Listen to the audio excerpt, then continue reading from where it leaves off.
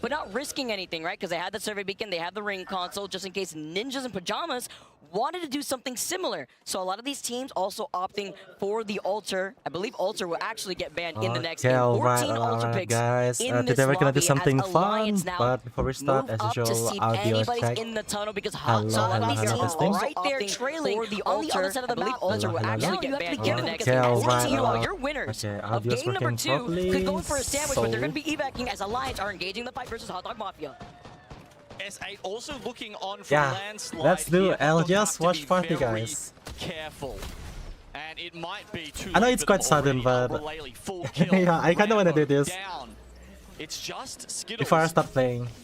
who I believe is still up and running. Now as a solo. To be fair, I don't even know if you guys Cossack gonna in be sight here or after not. we said goodbye to Cossack and put him in jail after game number 1. Glizzy Mafia trying to hold on to their life with just the solo. And you could see the scan too on that survey beacon to call them out. And TSM, I love the energy in the arena when TSM had their walkout. Trying to hide here on the other side of Harvester. And in a zone like this, there's a lot of spots to Okay, let's coexist in a go. Harvester. Could get a little risky if you go for some early rotates in the middle, but even better though, if you look at Fnatic, we've seen so many And I really hope zones Fnatic pull to this can go side, far, but we like, talk at least about top rotating 5. early. Or This is even another win one of the- those all spots the where way. You have to be careful because then on the other side to their south, there could be teams that could try to snipe them out. You can see the triple take out in the distance, but their main focus are any teams that rotate from that tunnel side that exits out of landslide, which is Oh, where they're Alliance is gonna be gatekeeping, moving I from. see. Yeah, I'd also say it's But it's not even anything but a gatekeeping. no-fly zone over here. And with Valk still in play, Fnatic do have to be very worried about those missile swarm he's alone. slams. Skittle Cake Hot dog. trying to get away here and Oh, grab this is the hot dog res. team. I was looking at some interesting news stats we got access to from our boy Hugo on the stats desk, Vicky. Skittles was Well, he actually survived. as far as team fights go, the least likely player to get knocked in the entire server. Oh my gosh, can they He is, survive? so you can understand why he's the one still alive here, even though he's not the crypto with Invis, he's not the altar with escape options. Well, even he actually on survived, the wow. relatively slow Watson for this game at least. Somehow he is always the one getting the job done or getting away. I love the survivability, and with the Watson, he can bunker down because Hot Dog Mafia are looking for this reset, and S8UL have heard of it. They're rotating on the edge of staging, and they have the ring console on their rotate, leaving out a Mirage Etoile, where there's also a survey, so they got the information to see which teams have been moving from the north side before they try to show their face over by the house. Also, on they've the been cliffside of the caustic south previously. I part don't know of what the they've survey been right beacon now. by staging. And trying to make sure that their backs are cleared, because technically NIP, they actually ended up rotating back towards Skyhook because they wanted that evil harvester that put How to purple. And To be they're fair, gonna they take should a solo ban rotate at out of least, Countdown. So this could be two teams that could Yeah, opt I to think they should ban rotate at from least crypto, not gonna lie. S8UL's western side of the zone. S8 have already proven themselves as a team that is Well, very capable hey of getting kudos Kieran, in hey, zones. hey, nice to see you Last here. game, it worked out for them. They actually How are you, bided their Kieran? time and then came in for the third party. The game before that, Vicky, It is wasn't the quite as tournament, good. LGS. Falcons were taking more space, and S8 could have been more proactive and maybe changed their fate. I'm going to have a look at this map right here. It goes down towards Harvester, extremely expected. All the teams know this. If you look at where the mountains are in this zone, there's not enough space to the north of them for this zone to end in landslide or towards Monument. Has to go Harvester, extremely easy zone to read for all of these IGLs. Which is why when you still have the Valkyrie in play, like you noted before, you have to be careful to see which one of these teams want to go for a Hail Mary dive and trying to find their own spot into that next zone. It would be very difficult the unless it next can zone. coexist in the underparts of Harvester, but with the amount of altars, you also have to keep your eye out for any kidnapping opportunities too. With this zone now moving over to that cliff For side, any that Fnatic kidnapping were called out opportunity, by Harvester, Alliance have also taken Yeah, their they time did to get use to the crypto Alta drones. They're also going to be able to and- scan to see which squads are going to be rotating in their direction. Yeah, there's also a race here. Yeah, everyone There you uses go. Alta, Something you not can do gonna with lie. Void Passage, you can do with very few other abilities. So Everyone much likes Alta. mobility. Just with that one piece of utility there. And I guess the other thing to note here, Vicky, is for Shopify Rebellion, you don't have the IGL on Alta. Zainu has taken over. Obviously, he's talked about how this is his first LAN as an IGL. Obviously, he's been doing pretty well. He's made it to the finals. but he's got Koifel on the altar. And part of the reason for that is that these guys are just so in sync, and he trusts Koifel to make plays on his own. Altar is basically impossible to micromanage a teammate on, because the windows you have to make these plays is just so short. Like, you almost can't even comment. So the fact that they do have Koifel on that is, I'd say, a luxury that most other teams cannot afford. It makes the most sense pajamas. when you have a heavy fragger player Los like Angeles, Koifel. they were so good. I don't know As we what's take a look going on at right now. NIP, who again are playing objective. We talked about how they took their time going right back to Sky West, going through Countdown, now through Mirage Etoile, trailing behind S8UL on the exact same pathing of side quests that they were doing. NIP are approaching right behind them here as Cisco. S8UL have to be careful. Sharky with a nade at his door, loses out on his shield, but the Wow. Ramparts are out. You have to be careful with the Sheila, and They're it fighting it blocks out. the Sparrow ult just slightly. I think that was, I think that was a bit of a mistake there from Kurev, right? He wanted to get it in there and push them out, isn't able to. Now they're facing down a Sheila. And Fnatic also gets some Yeah, knocks Sheila's here crazy, in the Sheila's feed. crazy. They're getting involved as NIP get the next knock. One left for S8UL before they're the first team to fall in this game 3. Well, think there was S8 really anything lost SA them. could do about that. They try and move back room by room and hold themselves, but with the damage coming from the other way, nothing to do. Falcons, they need 8 points for match point. Alliance versus Falcons with Hao being the first to get knocked. They want to go for a reset. They do not like taking this fight. We saw Alliance holding this tunnel side for a very long time, and Falcons now rotating on this end. Also had the beacon behind them, but they don't want to risk it before backing away. As Waltzy, they could not get Hao. They took the portal back, and now they have to get the banner. This could be an opportunity, or maybe very unfortunate for S8UL. They're currently in the area. They thought landslide Oh my gosh, would be nice kill, unoccupied. Falcon. Perhaps they'd be able to get the reset there, but all of a sudden, It's gonna be Falcons boring have if to use it the ended Void Nexus early. to back out, and they push S8 even further out. Oh, they actually into the survived. zone. Can Guild get this res? Waltzy looks like he's trying to get finished here. He Wow, already the zone got hurts though, what the banner, heck? And after utilizing that replicator, he can only get Hao's banner. As 8UL though, didn't have that same legacy. He had 6 syringes. Wow, the zone I don't know if actually he can hurts. even survive. I guess he'll have to try and find a replicator and maybe get a med kit out. I mean, we are in zone 3. It ticks hard. Can they even survive this? What the heck? Guild trying to plan ahead with the Evil Harvester right next to him. Can he get this reset for Team Falcons, who are at 42 points?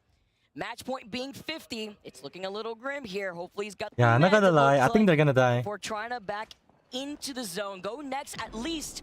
Now go and take the place of Team Falcons to look at Alliance, who have stationed up in the choke, where we saw Hot Dog Mafia by staging and these Hot Dog Rampart walls. Mafia. Gen G being another one of the teams. Oh, it's Asia has still not 20 let squads go left. of the Mad Maggie, and I don't expect anything different here for a team like this. As also Legacy really improving coming through as Team Falcons do get the respawn and the reset. Oh, they got the on respawn. Waltzy No now. way. Yep, S8 got it just before them, and they are Valk ulting, maybe evacing in right now. They go over. No way. They respawn Oh, they actually shift here as rest. Falcons Oh my drop gosh, in. that was so bad. Ultimate's dropping down now. S8, they don't really want to fight. They've No got so way. few health. Exactly, that's why you see Legacy's 1 HP. They didn't want to risk it at first. They want to be able to reset. If they can't take that fight as Supernova, they look at Unlimit. They get eliminated. First squad to go out with our Red Bull first strike. Supernova looking at to make sure that there is no 3P here before going right back up to the high ground. You see 9 Impulse too. Oh my gosh. Trying to get that reset with Falcons now moving in for the fight. Here's that force Nice, fight nice, between nice, Falcons nice. and Woo! S8. The zone is coming in. Neither of Ooh. them really have any options, Yeah. but you saw S8 had 5 or 10 seconds. Oh my gosh, to Falcon their is so strong, not gonna advantage, lie. and they've used it to take out Team Falcons. They will not find match point in match 3. Double donut game for Falcons. Not Ooh, a single Crazy point Thieves. on the board for game number 3.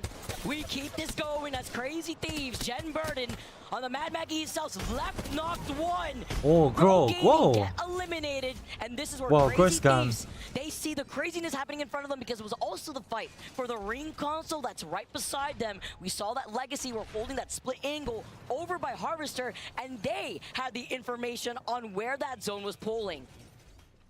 This is a super weird zone, actually. I don't think the teams are going to be expecting how much of this is in the middle of Harvester. We're seeing it in the map pip right now. Look at that. There's barely any any space outside of the Harvester building and the Snake. I mean, Oblivion are sitting pretty. 5 Fears and Legacy Go, Fnatic, will go. love this. Crazy Thieves should be able to rotate around from that northeast side, but my lord, teams like Shopify Rebellion and Gen G, who thought they were in a primo spot, are going to be, well, probably slamming their desks right now. I mean, if anything, 5 years, so this is their POI. As Supernova get eliminated, they had gotten that ring console. They saw this as they predicted where that zone was pulling when they had the opportunity. Can I Legacy make now it looking like at this? SBI. Look at where they're coddled, though. Nah, Into this I corner can't. with the rampart walls. I mean, they have to, right? Because there's so many teams holding the high ground, but it's going to be difficult with Legacy being right there. Look, like some fire Pokemon down there. Like, why aren't they Pokemon. taking damage from the lava? I guess they found just that Why is little bit of Pokemon cool mentioned? rock to sit on. Some volcanic foundation for them. See, snipers as Fnatic still hold on to the high ground. The Blaze with the purple Evo. Colonel Garcia behind the rampart walls. As everything is sent in their direction, from nades to the lava. They may have heard Eugene on the EMP to delete the rampart walls. Asia's hungry, and they're looking to take these fights. And look at the stacked alternator and the R9 in this weapon loadout that he's rocking. I think that Asia's actually going to be pretty mad right now. How did that wrecking ball and the drill not hit? Oh wait. If Mad Maggie is meant to be able to do one thing, it is to absolutely nice. pulverize teams Wow, who are Legacy. in small corners like that. Somehow, it didn't work out. Whatever, they got the kills, it's fine. Put enough pressure on them to swing, Come which on, Gen G Fnatic, needed, come right? Because on. they were on that southern side. You know, I mean, just a rock in a hard place here. And as NIP, they lost to McLovin. Vayne having to play around the other side of the knockdown shield. Lou, though, he was one. He gets sent down. Slayer having to reset around these rampart walls. NIP have been jumping on top of the heads of a lot of these teams. As Kurip still alive. Gold G7 in the hands of McLovin.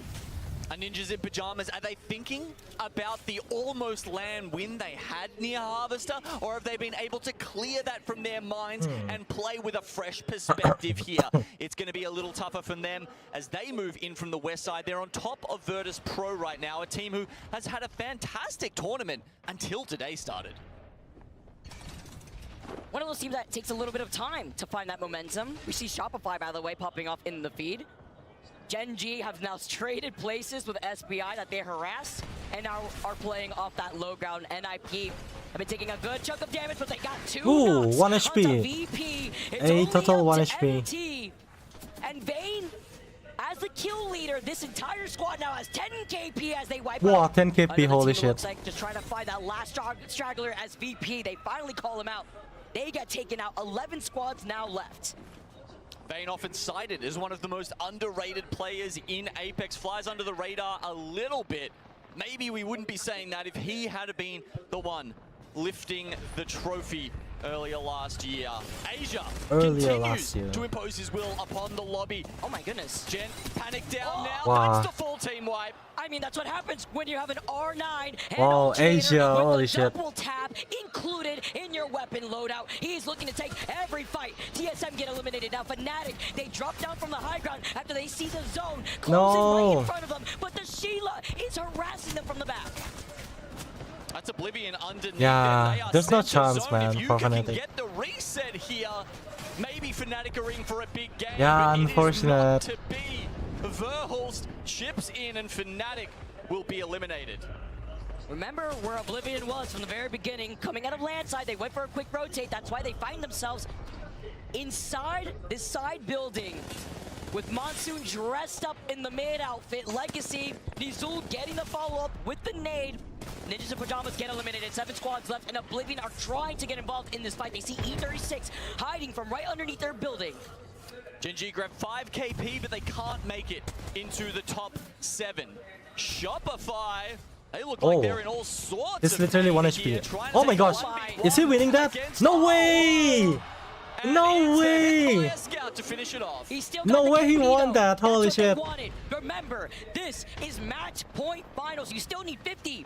After they get taken out, though, S8UL now climb up on the height. I think that was an I arc know. star Yes. after 5 years died that finished Shopify The Marty off. Dome, the Marty Dome in a different form. Getting a little bit of that revenge. No placement points, no reset.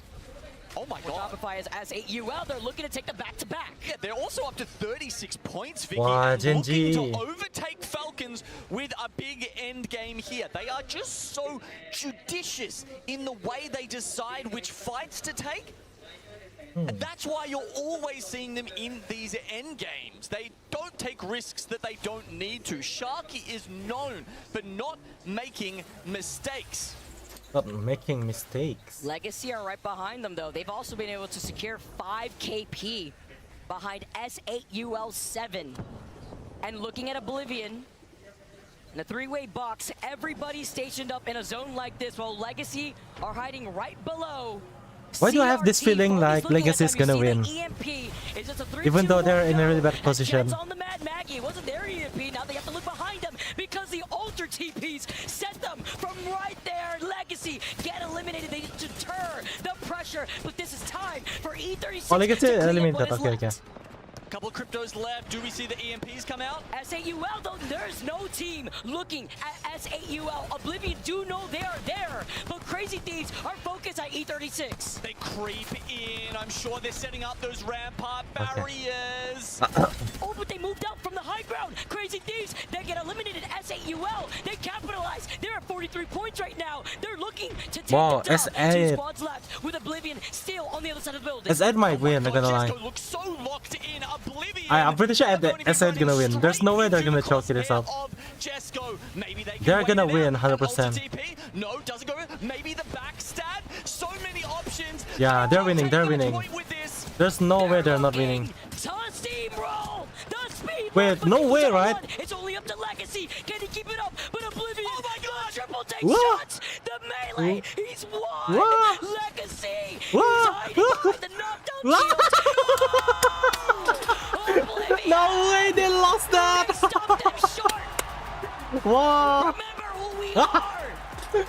No way they lost that! No way! Number 3. Oh my gosh! There is no way they lost that! That's a free win, holy shit! In a crazy 1v1. Monsoon. Wow, Monsoon left team, his holy shit, earthly body. Oblivion! He had lost another 1v1 to melees.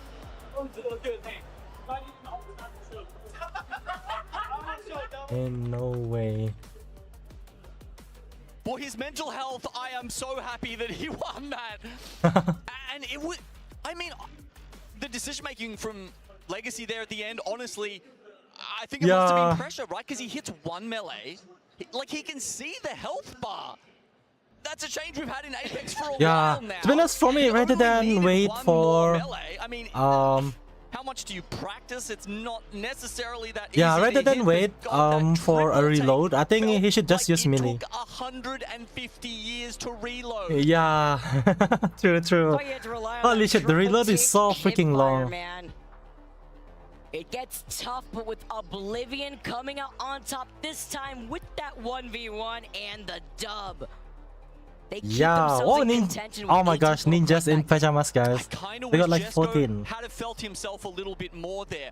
He had the option to swing behind and get a Ooh, backstab as they were pushing S8. out of the snake. He doesn't do it. He decides to stick behind Man, his cover, what is right? wrong with And then it's S8, like, in the last Oblivion that game? get the swing around and They should catch have him won that, off 100%. on the off angle. It could have been them. Now forcing them to hide behind those knockdown shields here too. S8UL, so far in the series results, look at how intense this is.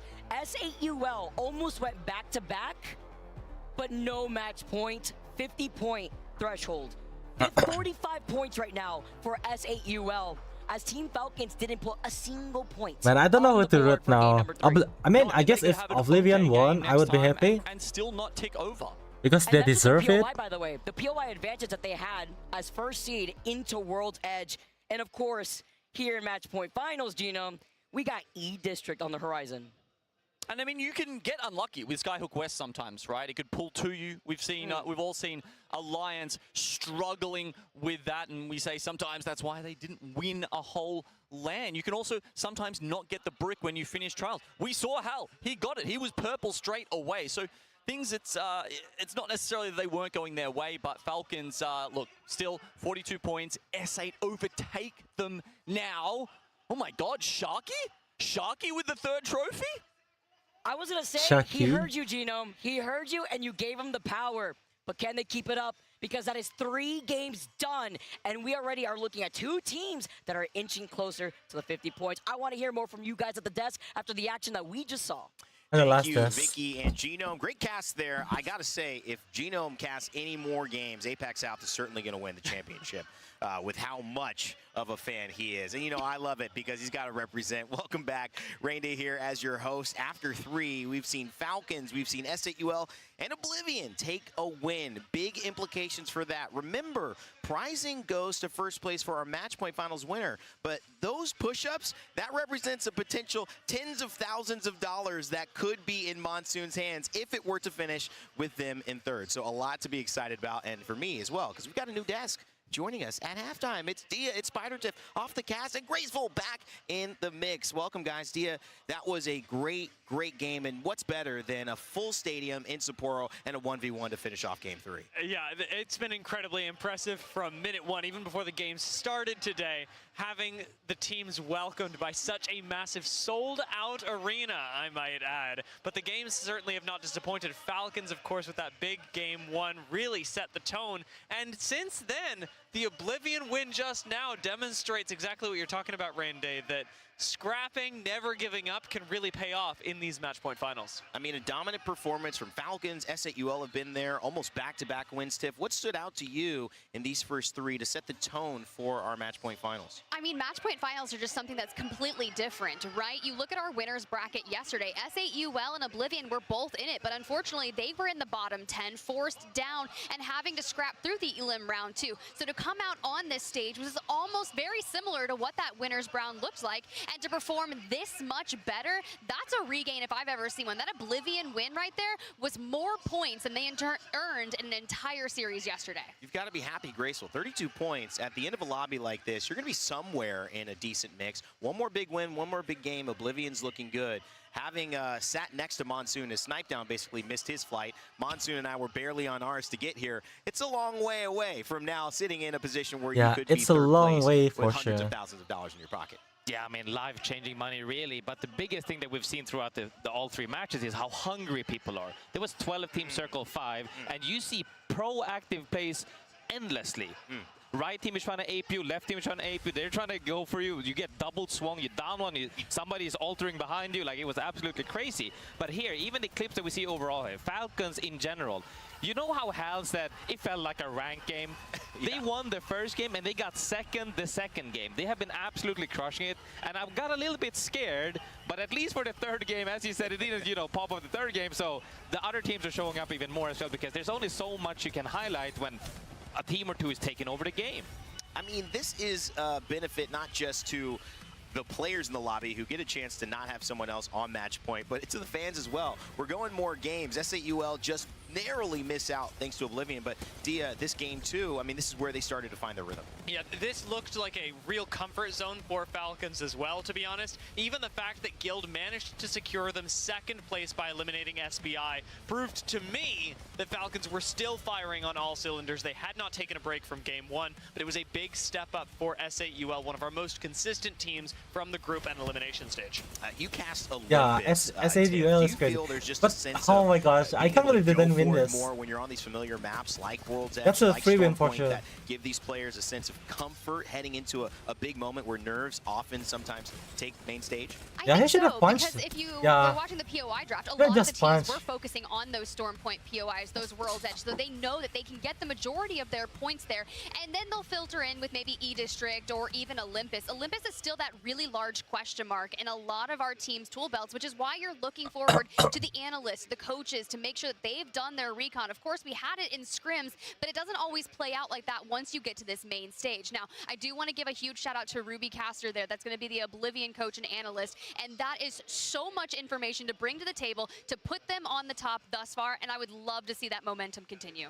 Let's take a look at our standings here after 3 as we settle into not yet a team who has crossed match point finals threshold. For those joining us, you have to reach 50 Yeah. points. But if you reach 50 points, let's say next game, Falcons get their 8 or 9 needed. That's not the win. They've got to win after that. So we Yeah, at true. least have 2 more games, considering that SAUL and Team Falcons most likely will cross it the next game. But you never know. And of course, when you look at Team Falcons, betting against them, it's a very difficult thing to do. Wow, this dude's Statistically, actually not only struggling. have they been one of the best performing teams this tournament, but today they're first overall in the ability to have points on Storm Point, Olympus as well, 16 points. They dropped the dud on World's Edge. Graceful, what does that say to you? What went wrong in that third game? I mean, it's so hard to pinpoint immediately, but looking at how many teams were alive and people were opting for fast rotate, it was absolutely crazy. That reminded me of several years ago when everybody just knew how to play fast zone and were kind of scared of taking fights because everybody was going to 3P, which ended up happening. And now every Alter was absolutely just trying to get whatever KP they could, which is why we also see that Alter ended up getting banned. Yeah. So now the proactive play is going to be way less because the options you have now is no longer, you can't really just take a peek and try to get something. Right. You're either committing now, either for the kill or get wiped, and that's going to make people maybe even prone to be more passive, I would say. It's going to be an interesting one, guys, as we head into the second half of these games, or I guess the next 3 before you see this desk come back out.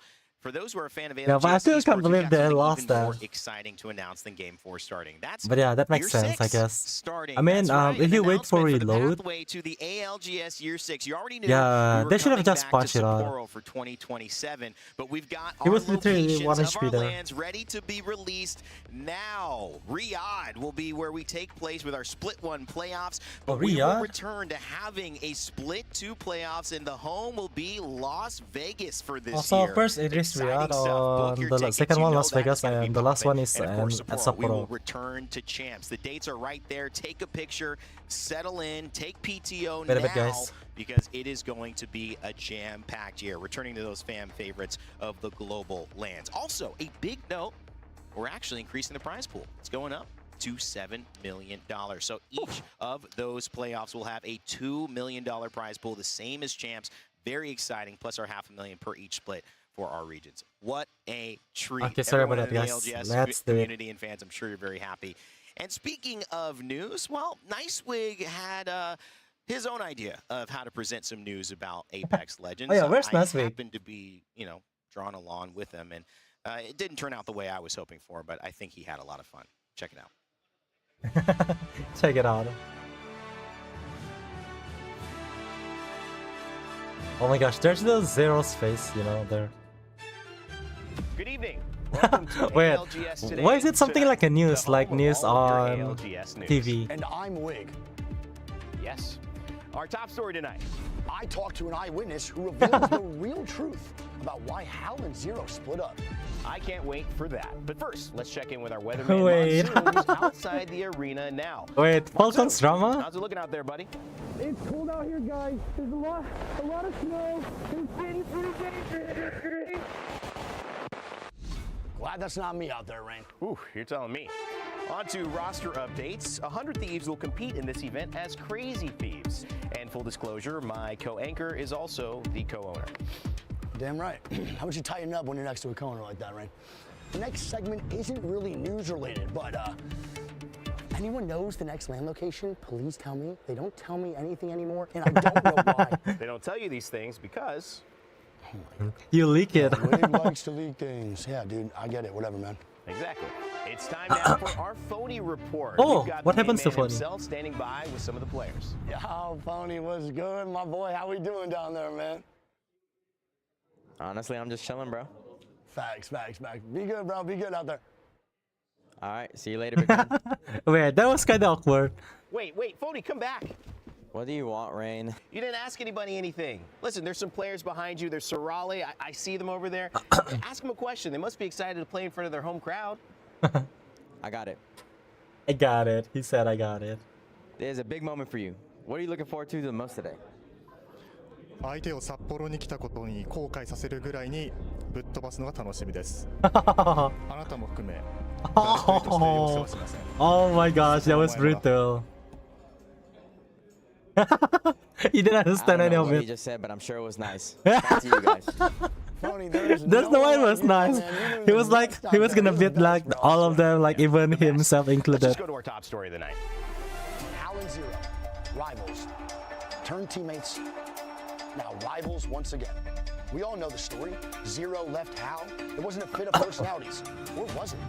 I have received some information from a strong insider source as to the real reason. Wait. They don't need to even censor the face. Like, we know who is it. Tell us what you know. Zero and Hal, they didn't hate each other. They were the bestest of friends. They knew they needed to split up in order to bring the drama back to Apex. The arguments on stream, the crash outs, it was for content. They did it for us. You heard it from me first. Two of the ALGS's biggest players conspiring together for the good of the scene. Wait, Wig, this is not quite adding up. I know you're gonna doubt it, but we can hear it from the players themselves. Here is what Zero had to say. That's right. We had to separate in order to grow. Wow. Is there anything else you want to say? Nice haircut. I am jealous. Zero admits it all. Nice haircut. What does Hal have to say? Zero and I are best friends. We watch television together every night. And there you have it. You can catch more exclusive ALGS information over on the B Stream. Oh my gosh. Man, I knew there was something to this, man. That didn't look like Walsey in that clip. He was a little smaller. Play the rest of that clip. They did it for us. Oh wait, this is not Wellesley. Listen, wait. I don't think we're fooling anyone with this dude. I don't even lift as much as Waltzy. Yeah, exposed. Damn it, Wig. Why are you guys always trying to come up with a conspiracy? You are telling me that he just left randomly. You two keep trying to bring viewers to the B Stream. What is going on? Oh my gosh. You never know about this stuff, right? You literally never know. They are always Lamar. best friends. What a load of best friends? Who would believe that? I know, right? So stupid. You want some chocolate? What the fuck is this? So cringe. Well, you gotta leave it to Nice Wig and his Wait, what reporting the tiff. fuck? He never fails to make things interesting here at our land. There's no way they just made that. Holy shit. I'm telling you, that was some really good chemistry, Rain Day. We're gonna need a round two, but I wasn't expecting the ending there. Hal feeding Zero Yeah. a little chocolate. I mean, Dia, you know, are we exposing the truth Yeah, here? not gonna lie, guys. We're That was funny. exposing That was something. funny. I'd like to think it's your acting skills. I Okay, don't see all you right. angry very often. That's but true. Right Whenever now. Wig interrupted you, I saw that little. Come on. The B stream, like this is main stage, baby. This is finals. You better be on the A stream today. Please. I'm gonna go take something up with Wig here if you guys go over there. So stay with us. Graceful, obviously, is somebody that you know is looking forward to these 4 games coming up, or these 3 games before we see it again. As a pro in this situation, you're trying to stop Falcons from getting to match point. What do you have to do if you haven't got the gas yet and you need to turn things around quickly? I think they have to opt their, like, strategize a little bit better and change things up, because now we always have 2-3 games to feel out how the lobby is playing out. Clearly, everybody was fast rotating, specifically tied to World's Edge. Other maps now that, especially since we're swapping 1 by 1, they will have more time to play their own playstyle, hopefully, rather than getting mashed up in macros with everyone. Well, it's been a great opportunity here to take a break, give our players a chance to reset. Falcons, S8UL, almost on the cusp. Who's going to stop them, or will they keep on going? Let's bring our casters ready into the action again. It's Vicky Kitty and Genome to continue it on. I believe in those news. I believe in that. You know, at least it's not Nice Wig crashing out during Roster Mania when they were in the back room together, Rain Day and Nice Wig. I love our content pieces here in the ALGS, but I love the competition even more because we got some more Apex and we get another Legend Band as Alter is sent to jail. We got E District on the horizon. Kind of interesting, right? Her best map, E-District, Alta, is no longer on the table. And also interesting what Graceful was talking about there with, you know, teams just trying to survive a little later, or the turbo rotating teams, because when we looked at our stats across the 4 maps and the differences between them, one of the things we saw was that more teams were alive later in the game on E-District than any other map. A lot of space to coexist and a lot of energy in this crowd.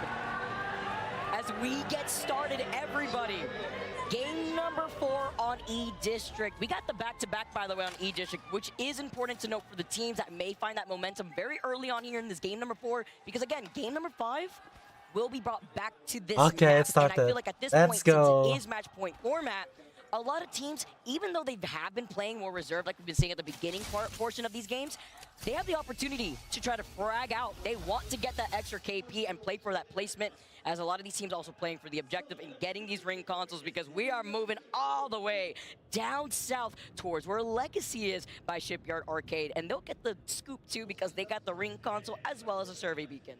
Yeah, look, I'm definitely expecting a pull back up to draft point. I think we've had about one Shipyard Arcade ending in the last, like, 1,000 maps we've tracked or something. So if that happens, we can pop off. It's like unlocking one of those, Gotcha. Are you talking the cards? I don't do cards enough. Unwrapping them? Is that what it's called? Anyway, unwrapping like a holo Nessie, man. Ooh. Like the ultra rare stuff. That's what would happen if it went down to Shipyard Arcade. I'm picking draft point. Viaduct, don't know about that one. Might be a little on the outside chances. But either way, Legacy are pretty close. Of course, the other Legacy on the map, S8 Legacy, he's a little bit further away. They start over at City Hall, and they were very happy. They got 3 out of their 4 POI picks. And with 5 points left needed to be at match point, S8UL, they make the rotate. Falcons 8 away, but Oblivion have now closing the gap ever so slightly with Hal being on the Mad Maggie. Waltzy back over to the Crypto, while Guild, the Pride and True on the Catalyst. They're looking at information here too. You can see them now rotating on this side as Oblivion. They call them out, rotating on top of the bridge to overlook the action closer to that Evil Harvester. Yeah, so Falcons, have they moved all the way down to Shipyard Arcade there because they think that's where it's going to finish, or because that's a good staging ground to then go north into draft point? I'm going to be Oblivion. At this point, I'm going to root for Oblivion, I think. Ring prediction, the way that they have been playing so far in this tournament. I think Oblivion deserves it. And Virtus Pro going here as well. MT! Okay, if there is one thing that could indicate it's going Shipyard Arcade, it's the fact that we do have the circles touching at the very outskirts of the map. That is one indicator that it's like a full pull and not a pull back. But I was just really scared to believe that, because again, we've had like almost 0 endings at Shipyard Arcade. It's been so rare because we usually see it pull towards the City Hall side, right? The northwestern side, but a little bit of a different point here too. Nice shots coming in from Lou, as everyone are looking at the teams that still need to find more of these points. VP sitting with only 2 points alone. We're trying to get our predictions going. I want to hear predictions from you guys back at home watching in the chat. How far do you think we're going to be going? Who do you think is taking it?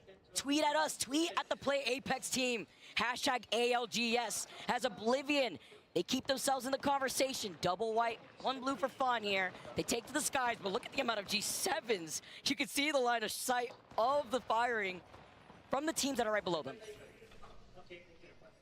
We got a lot of teams heading to the arcade here right now. Everyone wants to get on the machines and have a jam here, and the fact that Oblivion have moved in as well. Falcons, by the way, actually went back to Old Town. This is easily their worst map pick if you're just going via the draft, having to start down there in Old Town. You're kind of tucked in behind Humbert Labs, always at a risk, and you're kind of just at the mercy of the team who plays to the north of you. So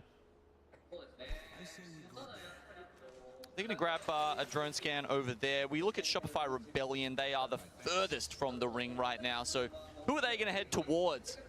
Vicky, they go towards Hot Dog Mafia, who have yet to really get up and running today. Ninjas in Pajamas, they're currently traveling through Energy Bank, or perhaps Gen G, who also, despite grabbing those couple of kills in our previous game, are still in the bottom 10. Playing objective too, because there is an Evil Harvester at the very least, exiting out of the choke from Galleria. They're also going to be able to get a scan, see which teams are waiting for them on the other side of Energy Bank, especially since they probably already have that ring console coming out of Heights too.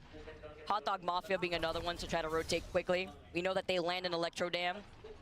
So they've opted to rotate all the way from the east side, where there's another ring console, another survey. Supernova on the horizon, and since they're prioritizing specifically Hot Dog Mafia in getting that survey beacon, Supernova will note with that light that they were called out, and Team Falcons are to their south rotating out of Humbert Labs, where they also have a ring console. And they have the high ground too, as well as a crypto drone, to look at Supernova, who are forced to back away into the zone towards Stadium.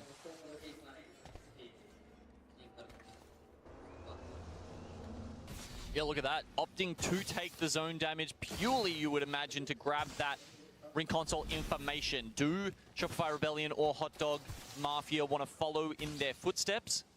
Perhaps they can hear them. Perhaps they have that information from the scan. Looks like Shopify Rebellion actually have a closer one inside the zone. Closer one inside. Might be able to hit that first. Meanwhile, Falcons are doing exactly the same at Humbert Labs. A player is waiting as the ring closes to hit that immediately. Love the patient play here too. Knowing that they have to play objective at this point. While Shopify also have that ring console, but Team Falcons, once they get that info, they have the evac tower, and they're going to start rotating up, while Shopify Rebellion look at Hot Dog Mafia. It's a little bit of a pile-up that is inevitable on the east side of the zone. But in a zone like this, pulling so deep towards Shipyard, I mean, where do you go if you don't have the ability to fly, right? You're going to need a rotational legend to really help you out. But it's still kind of 50-50, right? It could still pull a little bit more. Half a Shipyard, half a draft point, and the thing that's getting me is the fact that we're no longer touching the circles, which, again, one of the things that indicates it will keep pulling in that direction, but also there's a lot of water. And, I'm a broken record at this point, but canals are basically all the end spots in E-District. So does that mean it pulls towards the draft point canals, favoring teams like SBI and Crazy Thieves? With the teams that don't have access to that ring console, they're really banking on that Northern Circle pool. As Oblivion are smack dab in the middle for Shipyard Arcade. Let's jump into they're a in a team really good radio position with here. Oblivion. I guess it just depends on the zone, I guess. The end zone. If it's a flip, we're just going to leave, so. Yep. The low ground shops are also not that bad. No, it's not bad, but like landing on it is sucked. That's all. Yeah, I agree. Quick little blurb here with some information. Oblivion have taken control of the ship. Yeah, 30-30 is good. I've tried it yesterday, and yeah, it's good. Still sticking with that rate, looking at the teams that are hiding up on the top of the high ground of these buildings, but denying more of that information. They've already set up the almost goes down here in the middle. My biggest fear, though, Gino, is the amount of cryptos in the lobby when it comes to the Watsons who have already stationed up with their fences.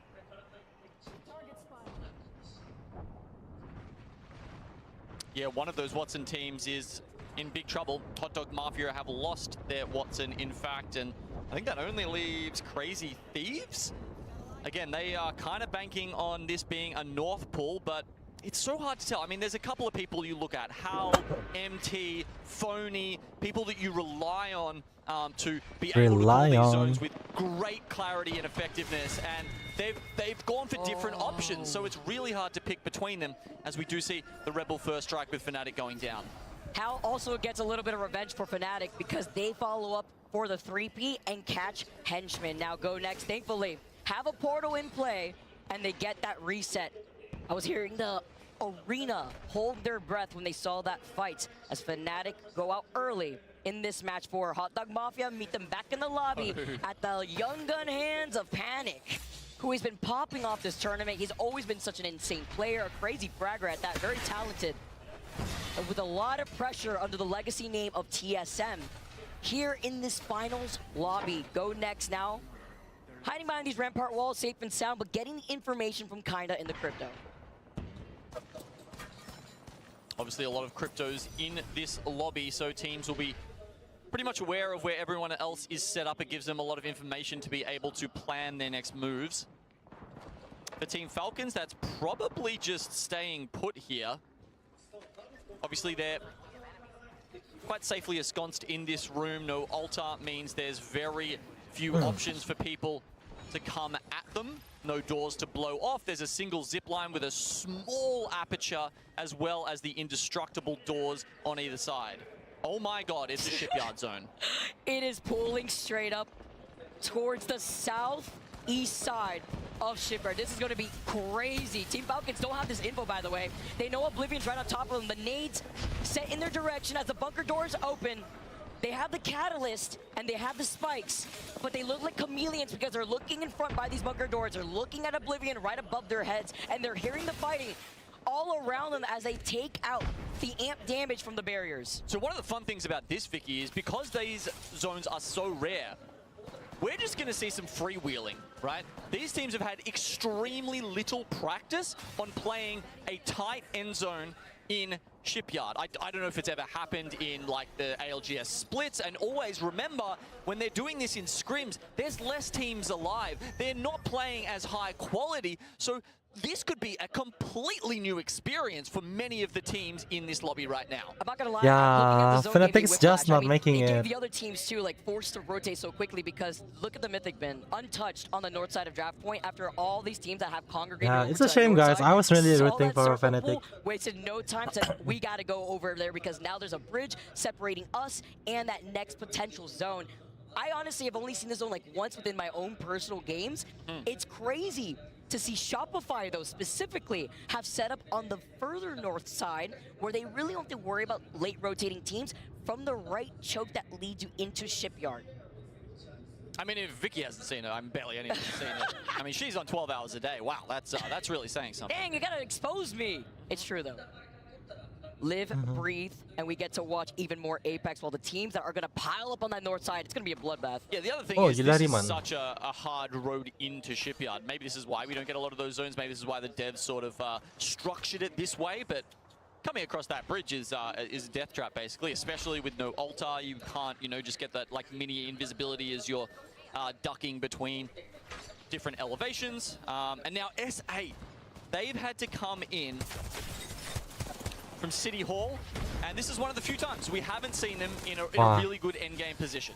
And this is a fight that could get 3P'd by TSM, but I don't think TSM is going to move from their spot because they know that there's 3 other teams next to him. But it's NIP versus Unlimit right behind TSM trying to take that fight. Unlimit, of course, a team who is very used to being on the outskirts, and this is their bread and butter. If we look at teams who want to fight, Vicky, Unlimit have taken the most fights out of any team. I don't think that goes through even with the big drill.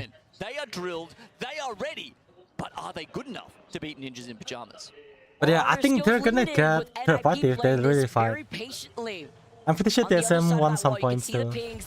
Oh, okay. I'm not gonna lie, Yulari Man having this alternator is terrifying. The gold barrel, he's got the purple mag as well as a double tap. Oh, but they're baiting, making it seem like they're gonna take the evac tower to C. Ooh, Falcon versus BP. BP. Maybe take the evac tower themselves. They're getting involved in the fight as it finally starts, and it works. It works for them. Wow. The wrecking ball sent out as they get the first knock onto Vayne. Backing away, they don't want to try to overextend, but a huge nade confirms that pickoff. With 18 squads left, I love the utilization from Unlimit. Yep, I think they're fighting for sure. Not gonna lie. To swing, they had done so much damage to Ninjas in Pajamas Yeah. there, but Why did they swing? they wanted to take that sort of swing angle, but they sat there in the zone, and then... I mean, it's because, look around 4. It's closing in the next 8 seconds as SBI... Oh yeah, it's a zone. They have to go. It's a zone. Your eyes water. They are so far from the zone as well. Literally Yeah, it's really far. They have to go. Eastern side of Shipyard. Crazy Thieves have actually managed to make themselves fantastic chances to win this game. Perhaps if they can get Burhulst back up, because the zone is very much pulling to them, but it looks like Shopify Rebellion on the other side is causing them some issues. Hopefully, maybe they could work around to get a beacon here, as Legacy also try to fly right in front of them, but they try to play their life and they get eliminated. It was only Yanya left as Genbetter picks that up as 8UL 5 points. Oh my gosh, oh my gosh. Oh my gosh. So many nades. Oh my gosh. Oh my goodness. With just the nades alone? Holy shit. Nades as S8UL cannot qualify for match points. Our number 1 team goes down. A scarce 5 points. No way, no way, that just happened. But the rotation is just too hard. Late into Shipyard Arcade. Yeah, the grenades, man. The grenades crazy. You know what's waiting for them since we have the back-to-back E District and the Grim Reaper of match points coming up as the duo of Onset and Yasin. We're gonna have to see, because we always like some more Apex as Burhulst is back in the game. No team looking to contest them, because guess what? We have a pileup between GoNext, E36, and VP. But Falcons, they've lost out on Waltzy. They may be the next team to go out unless Waltzy can get revived. I mean, this is a kick-ass wall from Guild, completely blocking. Wow, no way they just let them rest like that. No way. No time to get his health back up. Now it's all Okay, okay. How the last one alive. It's a a lot to deal with, but he's playing up the blue Okay, okay. knockdown and with a Okay, shot. okay. So far, okay. Push, Team Falcons get eliminated. That is our two top teams out of this lobby. We are going the distance as Oblivion are still alive. Al is statistically, undoubtedly the most dangerous player in this server, but not even he can turn that fight around. Unlimit with too much aggression will get in there, and that means we've got at least 2 more games, Vicky. Yeah, Vipi's doing good Monsoon with a on that sniper in fight. his hand, by the way. Charged up Sentinel. Mozam's in the other. Oh, Ooh. panic. Oh, Almost nice. gave him a haircut, but it's fine. The Mozams are all he needs to get that knock. As True. Oblivion want to keep this pressure up. Zone closing in. It's round 5, and they're not in that next zone. They're looking to get more KP because they know they are right behind Falcons with 35 points. Alliance also looking to reset as 5 Fears get eliminated. It's a little harder for Oblivion. They've got to do more work, but they do find themselves on Yeah, the this isn't high gonna ground die. above Yeah, Alliance and of SBI. course. Effect comes in from the skies of the dropship, and they look at Egoist, SBI. Having Egoist back away for now, Alliance combined together. Look at UNL, Unlimit now dropping in from the top. SBI get eliminated, and it's all these teams looking to desperately get this KP. Wow, Alliance also struggling. Are hailing I can't from believe that. above. All this extra damage without overextending. Oh my god, they just got quite a few kills there. 7 kills, Oblivion. This is just desperately needed KP if they want to hit match I'm rooting point. for Right here, Oblivion right now. Up to 42. They have the high ground. This is exactly the kind of spot that Monsoon thrives in, that he succeeds in. Every time we see him up high, you know, maybe some kind of sniper in his hand, that's the kind of games it feels like Oblivion always wins. Positional advantage, you got a Sentinel in one hand, the Mozam's in the other. Phony finding MT and finishing him off. VP in a lot of trouble as Oblivion. We highlight this before, and he's literally doesn't have an extended mech, he doesn't have the sniper stock here, but that's fine. He still has a charge up Sentinel and 6 shield cells. That's all he needs to find the cracks and the knocks if he can try to steal some KP from the fight that they see in front of them. VP go out with just a mere 2 placement points. Galari man is back in the game. The crowd rallies after seeing the res, and Oblivion are just waiting patiently. Blinks up on the Wraith. He loves this pick. A couple of people have joined him on it, of course, because Alta is now out. Oh, no. What can he do with it?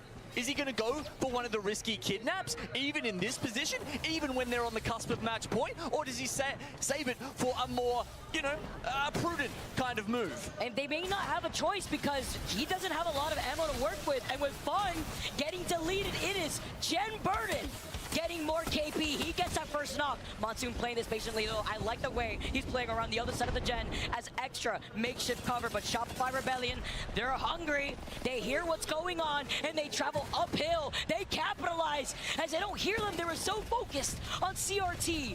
Verhol's holding onto the high ground. CRT did get that respawn, by the way, with all 3 members here. We said if they're up and they're 3, they've got a chance to take this one. SR will go down, but now Oblivion. Wow, Animate's looking really good. It could be over for them. Unlimit and CRT shaking hands and allowing Oblivion to stay alive. But with Blixer looking at the rampart, them trying to get the res, he gets sent down.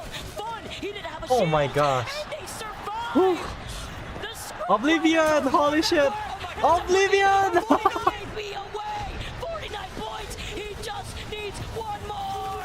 Can he get a kill? Can they survive? No! Oh my gosh, they got third. You see the hands go up. Well, still Wait, is that 50 points? Crazy Thieves. Oh, Crazy Thieves won. High ground. And Jen Burton. No way, Puts his hands up 49? in the air. He wants the adulation, and frankly, he deserves it after. No way, 49 points after all that. One for Crazy Thieves. We talked about how hard it is to rotate in from the north side, from draft point in this rare shipyard zone. Crazy Thieves managed to do it. They take 1 down on the way. Somehow they get them back into it and finish with 11 kills. That's 23 points for them in the game and puts them up to 39 overall. 4 matches done and dusted. Still 0 teams on match point. Damn, Oblivion almost got the match point. Oblivion a point away. When I was Yeah, Tokyo it's just a with point Run, he away, told no me, way. You know what? This may be it. Looking to maybe look at the retirement home, take a step back. Yet here we are, a point away from match point. It's so crazy. I mean, even crazier the way that Crazy Thieves were able to reset too, coming out of Humbert Labs and holding a choke on the northeast side of Shipyard. Wow. But with that reset and being able to claim the high ground of that building kept them out of a lot of the trouble that was forced on that bridge, right? They wanted to clear their back from the beginning. That's why originally when they got the res, there was no other team that really pushed them there because everybody else was coming in either from the north side or even the west side of that zone. Yeah, and look, you know with Oblivion, Monsoon has one of the most you know, he's a darling of this scene. One of the coolest backstories. And as you said, this could be Fun's last land. I don't know, man. If they take home the trophy, maybe he's going to start rethinking things. But that's what he told me when we had to spend the night in Tokyo together, delayed on the way to Sapporo by all of the snow that you can see coming down around us. Now, at 49 points. Must be feeling yourself. I mean, with Crazy Thieves, the way that they were able to play that, they must be pretty happy to see that they weren't the team that everybody wanted to jump on top of. I mean, imagine being Monsoon in this situation where they were at risk at potentially not even qualifying for this finals after he lost out in a very intense 1v1 that you and I were able to cover. But it's the reset, right? And everyone's like, oh man, I mean, the alt tab, it happens to everybody, but it was an expensive issue, but he still was able to make it. You know what I love about Monsoon, though? The faces. Yeah, look, he's intense inside the server, but hey, as soon as he takes the headset off, just such a lovable human. You can hear the crowd loves him. We love him. The scoreboard kind of loves him right now. And shout out to his fiance for all the support. Riley in the crowd. Always coming side by side with only Monsoon. 1 point, holy the shit. Dynamic duo to show her support to Monsoon. Okay, so I'm pretty sure the next match is gonna be match point of Oblivion, S8, and Falcon. At last year's championship. Oh, Crazy Thieves also like nearby. If they got like 11 points, they might be able to win it in the next 2 matches. Here that transcends these different accolades as they're 1 point away. I mean, when they were here last year, Riley was showing everybody her ring, so happy. Wow, they almost got it though, Monsoon Oblivion. basking in the food, obviously. He's an amazing chef. He gets to take pictures and have his own personal streams in the Monsoon cooking show. And SAUL and Falcons falling short once again with mere points away. This is what I love about Apex Legends, especially with match point finals. As our teams take a quick break, you have to imagine what goes through their head, right? GG, go next. We got to do a reset because we are going back onto E District. And you also have to consider with other teams, knowing that Oblivion are 1 point away, are we going to have other squads knowing their POI draft trying to grief them on their rotate? Well, one thing I will say is it's pretty unlikely we get a replay of that game. As we said, Shipyard, we rarely see it unless something's changed. I imagine we'll be going somewhere else. But as you say, Vicky, it's been donut and a donut for Falcons in the last 2 games. But I think they've done well enough in the rest of the tournament that they've still got plenty of confidence left in themselves, and they should. They're just absolutely destroying some of these lobbies when they have a zone that goes to them, and frankly, when they don't. And destroying my voice too. I want to hear more from the crowd though. They were excited as we tune into Lace, who's hanging out with some of our fans. Thank you so much, Vicky. This is probably one of my favorite things to do, is to find the only Aussies in the crowd. Oh, we've got an American now. That's fine. I've done a little bit better this time round. We have Misery and Rai standing with us now. Now, Misery, you have pretty much gone to most ALGS events around the world. How is Sapporo Year 2 faring up for you? I think Sapporo is like honestly my favorite place in the world now. It's such a beautiful city. So to anyone watching at home, if this is your chance to attend championship next year, go for it. You won't regret it. It's a beautiful place. It's so magical with the snow. Exactly. Look at the fans. Look at this crowd. Now, Rai, we're going to ask you, which team have you been cheering for today?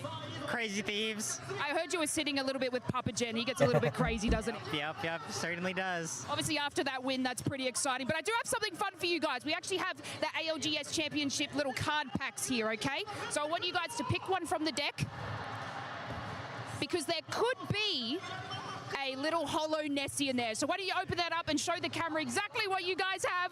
I have fake nails on. This is hard. It's very difficult with us with nails, yes. You got to really rip into it, guys. Like, tear it with all your heart.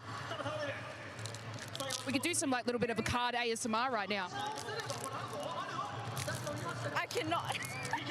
And what do we get? You've got the Nessie there, right? For me, sir. Look, well, I'm sorry. she can't open it, but what I do want to do is I want to take a short little moment to shout out our darling friend, Fee. She is currently very sick in hospital, and she's the biggest Apex fan. So I want to say we absolutely love you, Fee, and we hope that you stay super, super strong, and we'll definitely be home to give you a big cuddle. We love you, Fee!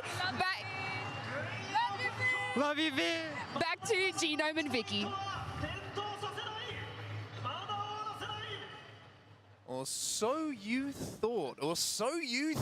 Well, indeed, you thought it was going to be Genome and Vicky. Unfortunately, it's going to be Gaskin and myself on set, who are back on the mics to take you through these next few games, Dan. We got a lot to talk about, and certainly got the energy going as well, because I cracked myself a fresh Red Bull, Dan. It was delicious. Oh, lovely. Well, no team has made match point yet. I thought when we were coming back, I didn't know, actually, I'm going to be honest, I didn't think we would come back with how Falcons were playing when we left it at 1 and 2, but still, no one has made match point, albeit Oblivion very, very close. Yeah, no Just one made one it to single match point away point. from being that first team to cross the threshold, but we're still going to have to get there going into matches 5 and 6 here. Yeah, I mean, we will do indeed. We've still got a lot of work to do, and like I mentioned, if you fancy cracking a fresh Red Bull to get a little bit of energy in you, can head over to the Red Bull Gaming Sphere, which is in the fan zone. Plenty of Red Bull available for you to enjoy, and Dan Gaskin has just gathered himself what I can only imagine is a half-empty Red Bull, because you've been chugging through them today, brother. That I have, keeping me going, that's for sure. And we might need it at this pace. Who knows how many matches we are going to be going. If everyone keeps going back and forth, trading out games, then we could be going a little bit further than usual, or maybe further than expected for some of these teams. You can see plenty of fans in the audience for all different teams, and yeah, a wild RKN has appeared. So, back to business then. Back to the business of what we got in front of us, back to match point finals. Like you mentioned quite rightly, no one yet has crossed that 50-point threshold. That is when match point gets activated. After that, that team who's on 50 or more points has to win a game to be crowned champions. Now, we do have a lot of teams in the lobby extremely close. And one thing that's a standout to me, Dan, and I'm sure for everybody who's watching right now, is how close the leaderboards actually are. And also, a quick thing, by the way, double E-District. We're back-to-back on E-District as we snake back. Yes, it is a snake draft back, so this is going to be the only time for now that we see back-to-back matches until we get to Storm Point again at 8 and 9, when it would be back-to-back. They're on and they're fourth. So will we be able to see the same success from the likes of Oblivion going here into E-District? They only need one more point to be that first team to cross the match point threshold. But you can see at the top of the lead, the top of the screen, Okay, let's go. The scores for the teams, and now you can't, so we'll read him out for you anyway. Oblivion 1 point away. Heartbreak. You saw fun as well. I think he thought that he got it, but 49 points is where they find themselves. 1 point required to activate match point. SAUL just behind them, 45 points. 5 points needed for them to activate match point. Then you go on to Falcons, 42. And after that, Crazy Thieves with that big win in the previous game. They're on 39 now, Dan. It's very, very doable for them to hit match point right here in this next match. Since those first two incredible matches from Team Falcons, they've yet to find a point in matches 3 and 4. So either we're their good luck charm, or Vicky and Gino maybe are their curse at this rate. But they will certainly need to pick up the pace and start to find points, because otherwise teams are going to begin to surpass them. Of course, Crazy Thieves started to get a little bit closer after their victory on E-District as well. Now, in terms of the legend compositions, we know that Rampart was banned going into this one after we've already lost the likes of Alter, Caustic, and Newcastle, which means that Watson is now going to be the biggest and most prevalent legend selected here in this lobby. 13 Watsons, but that's how the compositions are going to look. 25% of the lobby with Crypto, Watson, Wraith, and then you see everything after. Yeah, Crypto. Whoa. I mean, they're also using Watson still. Even though a lot of our strong defensive legends outside of Watson have already been banned, the fact that we are back on E-District, which we previously mentioned, is probably one of the most building and cover dense maps that we have in our community. But it's nice that people still use Pathfinder. Yeah, look at Watson, holy. There's a lot of people. Whoa, they're also using a Wraith a lot. Legends that have been banned. It's always Wait, am I missing something? Is Wraith getting buff here? I'm gonna use Wraith after this. Supernova from Valkyrie to Pathfinder, from Rampart to Maggie. I think there's going to be a change of pace from the cheeky, hard-decky game plan, and I'm definitely excited to see what's going to happen on that side. In terms of Legend selection, remember, when we get into match point finals, there is the possibility we might get a reset in certain particular groups. Controller Legends typically are the first and usually only Legends that do get reset if we get there. So for example, Watson's going to get banned now. If we were to see Catalyst banned next, then that might open things up once again more for Caustic. I just learned that Phony can control cameras with his mind. That's insane. That's a skill to have. Impressive stuff coming in from the IGL. Interesting to kind of mention as well. I think that some of the IGL responsibilities have actually been shared about a little bit on Crazy Thieves, which has been one of the reasons maybe for a bit of an upturn in form. I know that Verhulst has been a little bit more vocal in some of the calls that have been made by the team and the squad, and seems to be working. So everybody contributing to the success. We're also still in the pause here if you're wondering what we're doing and waiting for the game to get underway, and it might be a reset of the lobby here. So no harm, no foul. Nobody even really got to 2 or 3 steps through their loop path before we had to unfortunately jump into that pause, and hopefully we can get back underway as soon as possible. And you mentioned the composition change. And this is the team in front of a Supernova who made that quick change. But Crazy Thieves we were talking about, and Dan, impressive to see their run and what seems like just peaking at the right time here with that win in the previous game. Yeah, and I think that's always been what it's about here in the ALGS. It's about not peaking too early and also, of course, not peaking too late. If you can find that sweet spot, you might be that team that lifts the trophy. And of course, Crazy Thieves are not just a team that is, you know, going to be avoiding trying to lift another trophy. They are a team that was designed and built to lift another trophy. All 3 members of that squad have been there, done that. As we look back at the previous game on E-District, Crazy Thieves were able to get that victory on set, and this is how they did it. Yeah, I mean, they got the respawn just previous to this as well to get, I believe it was Verhulst back into the game. And from there, just took a really simple third-party opportunity that presented themselves, and White Oblivion were just focused on getting that one extra point that they needed to qualify. This is about as simple as a win as you can get in the Apex Legends Global Series. Extreme difference in verticality between the 2 teams. He ran out of ammo there. Cleaning up the damage that's done by others. And there's a lot of they did finish it early, so that's why. Yeah, that was so good. That was so good. And it means that Crazy Thieves are on their path to match point. But again, no one has been able to achieve it yet. And the first team to pass it should be Oblivion, but we've been here before, where we've seen a roster get very close, be 1 point away, and then not quite able to get over that finish line. Another team who's extremely close to hitting match point is SAUL as well. Some fantastic performances, almost saw them what felt like back-to-back wins to put themselves in that position. And this is a team as well. It's Apex South just seem to have this consistent crop of talent that comes through, hits these match point finals, and whether it's Al-Kadzir, whether it's teams with Zero and Jim Burton, there's always an Apex South powerhouse that comes through and performs in these match point situations. Sharky's been there before. We know about that, and we know his caliber. That man's a land champion, but I mean, it doesn't get too much better outside of that match number 4. Yeah, and will they look back at match 3 though, when they were in that final 1v1, not able to clutch up? If they had, they would have been on match point, which is, I think, what is kind of insane. Got to look at this team and say, you know, when you're in a 1v1 like that, the pressure is on the line. Are you going to be able to step up to the plate in that moment? And the fact it was against Monsoon after what had already happened previously in the tournament as well. Did not alt-tab this when time. When he had alt-tabbed, he kind of made up for that one in the individual 1v1. Well, still some work to do for them, of course, to hit match point, but very, very close to doing so. And that man on your screen, Sharky, previously mentioned that man has lifted trophies. He knows what it takes to win in those big moments. And speaking of big moments, now that we're getting to the point, Dan, where we're 50 points is kind of on the threshold for so many of these teams. We're expecting maybe one of those teams to hit match point. It's time to talk about what happens when you hit match point. I personally feel, when I've had this discussion with some of the talent team, and I think there's a lot of people out there who believe that when you hit match point, you usually get one opportunity to win a tournament, whether that's a zone that goes your way, whether that's a rotate that opens for you, whether it's an end game that you participate in. It feels like there's one real clear opportunity that when you're in that moment, as a team, you will feel this is our do or die win tournament moment. Well, a team who has been in that position before, albeit not in an ALGS tournament, is Alliance. They have been able to lift the trophy. It was at EWC prior to it being part of the ALGS system.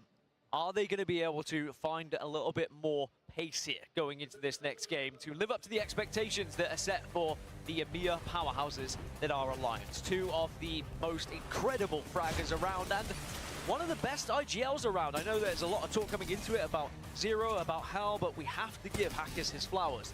The only thing he's really missing is that elusive ALGS trophy. Yeah, that's the big one, right? And it's so difficult to win an ALGS event. We know that it's a battle royale. There is an element of luck on zones that have to go your way. And don't get me wrong, there's also an enormous amount of ability and skill that has to go in it. But this is what I'm talking about with the one opportunity. Alliance sometimes are a little bit late to the party in match point. And I mentioned this before.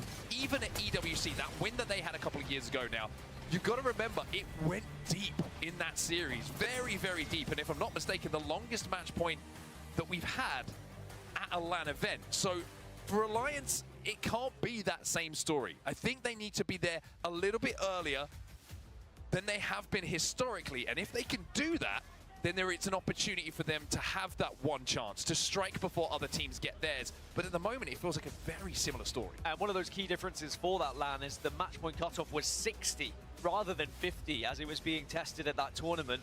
And perhaps that did help the likes of Alliance catch up with the rest of the lobby because they hadn't quite crossed it. Whereas now, they find themselves on 14 points and the leaders on 49. That is still quite a significant gap. Even if we saw Alliance win this next game with a lot of kills, they are not crossing the match point threshold.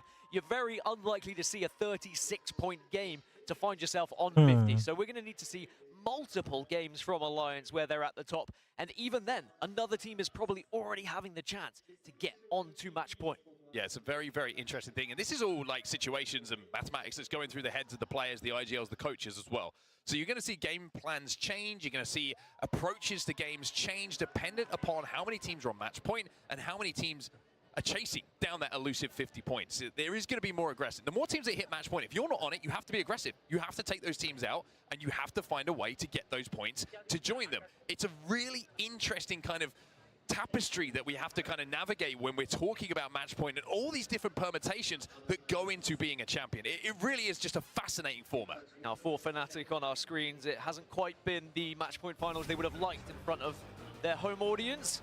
That being said, they did get to the grand finals. That was their target, and there is still a time. Right, the game is loading. You can see the legends are being selected, and albeit any little last-minute changes, we should know what legends we're going to have going into this one, and it should be a Watson band. But remember, it is E-District here yet again, back-to-back.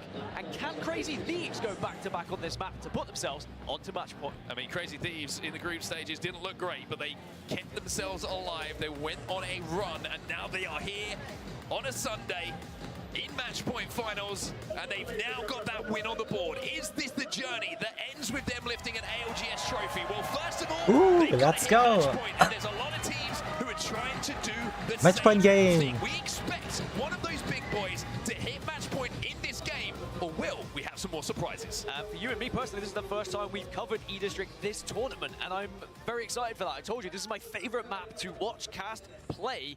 It just has something a little bit special. Just the way it looks, it feels, and it runs. Now, you can see on the right-hand side just how many points these teams need to cross match point. Remember, that means they have to win one after Oblivion. that. So for Oblivion, it's as simple as getting top 15, 1 point secured. Get 1 KP, 1 point secured. And then you just have to start thinking about that next match. But you could also deny points from the rest of the lobby by going on to win it yourself here. Well, Falcons have had a couple of quiet games after an electric start, an almost perfect start. It almost felt too perfect. And maybe it was too perfect for Team Falcons. They find themselves still needing 8 points to hit match point. On the right-hand side of your screen, you can see how many points are required. Oblivion, if they don't hit it, by the way, I mean, you thought Mon was a bit pissed when he didn't win the 1v1 the other day. I think they all might be doing something similar if they can't get that one single solitary point. Just looking at Oblivion as well, they are very close to Supernova and Alliance. They are two very difficult teams to take a fight against. And also, Oblivion find themselves a little bit split right now. I'm not sure whether they tried to split up in hope that maybe they could catch an individual on their looting path and maybe they would be able to just steal that 1 KP that they need. But either way, they do have the information that they are going to be moving down towards Draft Point, down towards SBI, Fnatic, and now TSM are also moving pretty quickly there as well. Yeah, Draft Point going to be where our game is going to be ending. Oblivion, by the way, a very interesting game for them. You think about it, if they pick off one player, they hit match point, Job is to stop everyone else at match point. Try and find a Falcons composition. Try and find an S8UL composition and see if you could recognize, not just through composition, but maybe just through a few characteristics on how they're playing the game, who those teams are going to be. Now, reminder, if you're watching ALGS for the first time, if you're watching this particular competitive format, teams will not know who they killed until they are fully dead and they pop up in the kill feed. So you're kind of playing a guessing game a lot of the time about who you are fighting. And it's also far more difficult now with legend bans in selection as well, because it's going to be different compositions every single game as people switch things up depending on what is available to you from those legends in question. Now, Fnatic, one of these teams, they were already down over towards draft point, and they're starting to see that other teams are joining them here. They're going to be the furthest southwest team. Apart from maybe Virtus.pro, who could move in a little bit later, Fnatic are going to have watch over a lot of this lobby joining them here.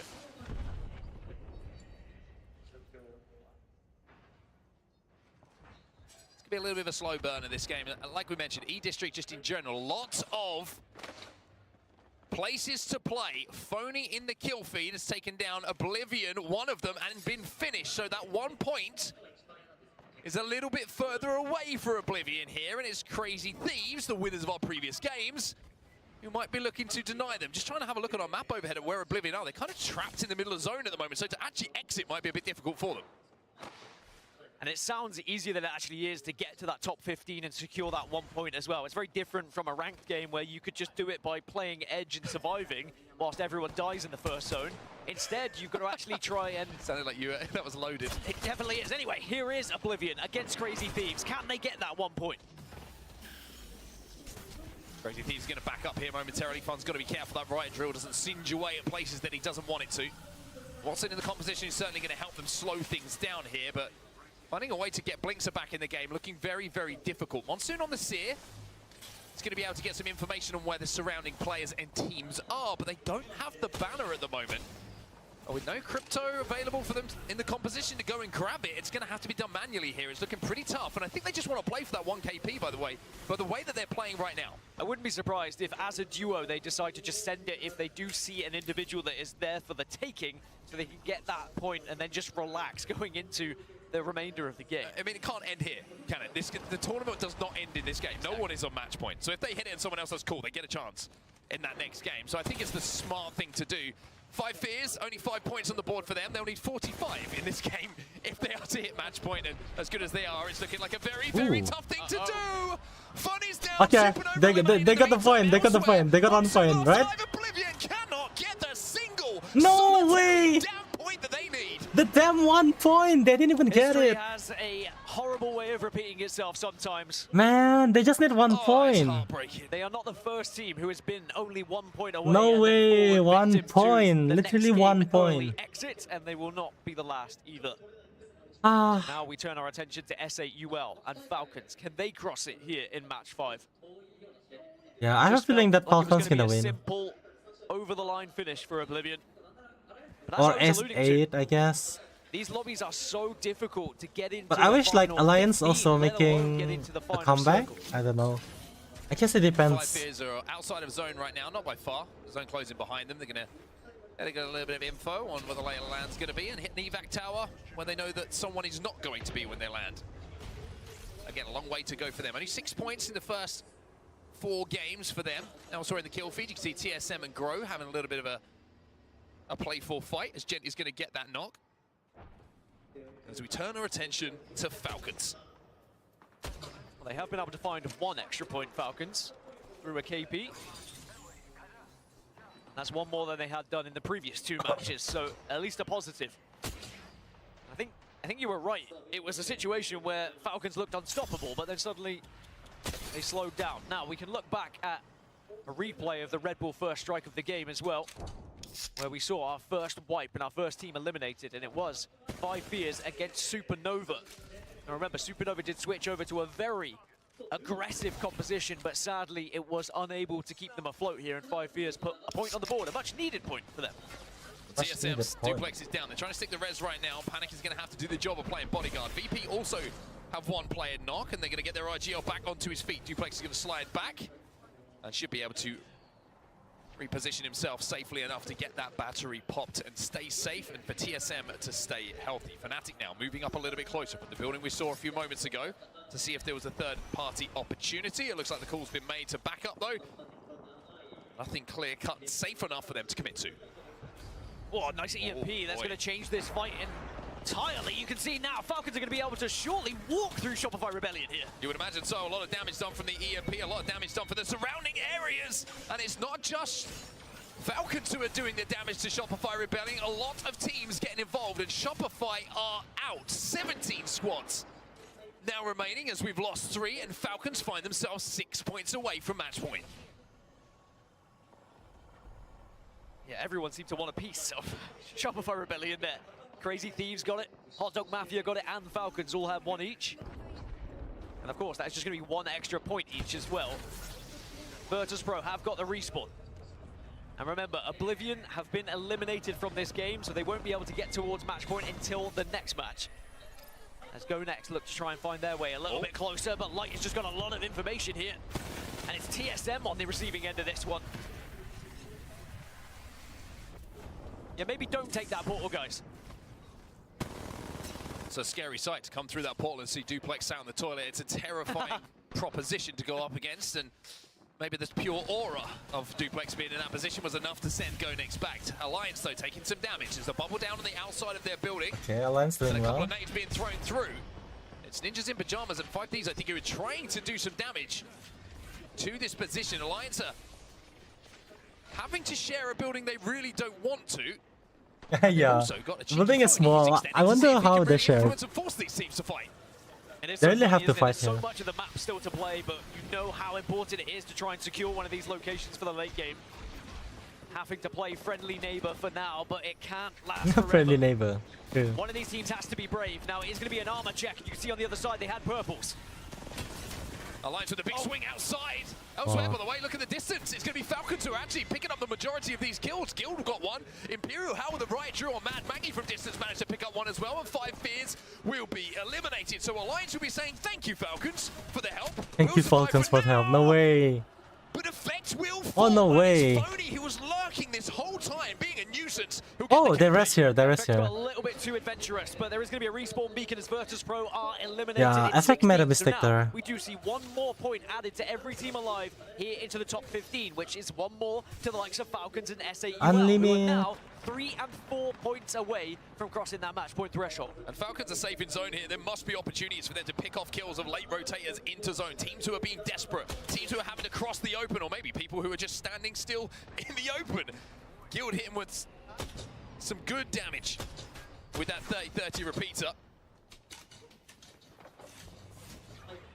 As Falcons trying to kind of work their way slowly, not just towards match point, but in the context of this game, towards purple shields, so they have a little bit more of a comfortable time to do so. Also, you can see infinite ammo here for Imperial Hal. He's going to be good on his double energy loadout for the entirety of this game. Should he switch over to another power amp at some point? We'll have to wait and Yeah, see. I think they're But for just now, gonna he's gonna be chill for able to now. put damage consistent. Oh, the zone is like on The TSM. zone's going to be shifting a little bit further west now.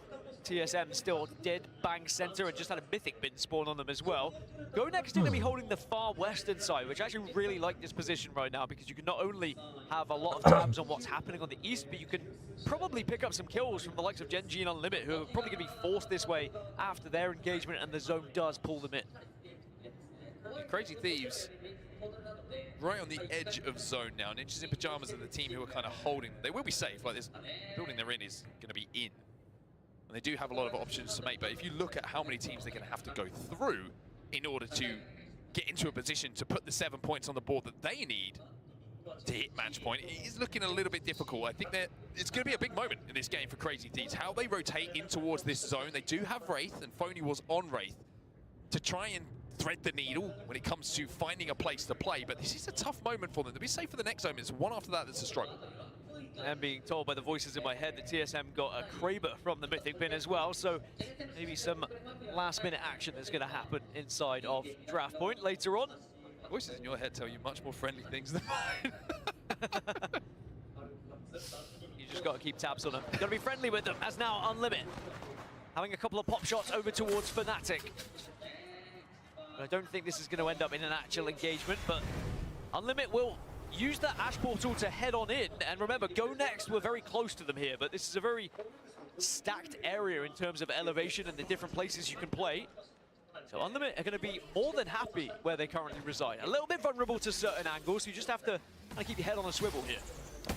There's going to be a lot of responsibility on Stuby here to get those hands up, use that heartbeat sensor on Seer to find out where the teams surrounding are going to be. Don't have any real defensive legend whatsoever to hold this space down, so it's going to have to be damage output that forces teams away from them. Maybe the Seer Q will be enough to force teams to retreat for a few seconds, but when you get EMP'd, things become a little bit more different. Just an update as well as we see the zone continue to move, by the way, over to the east away, excuse me, to the west away from Crazy Thieves' position.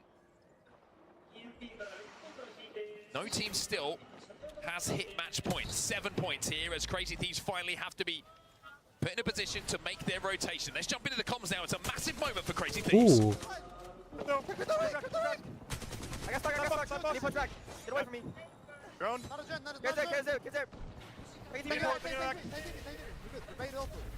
Careful of mirror. We're good. No mirror. Shoot them off. And we can go back.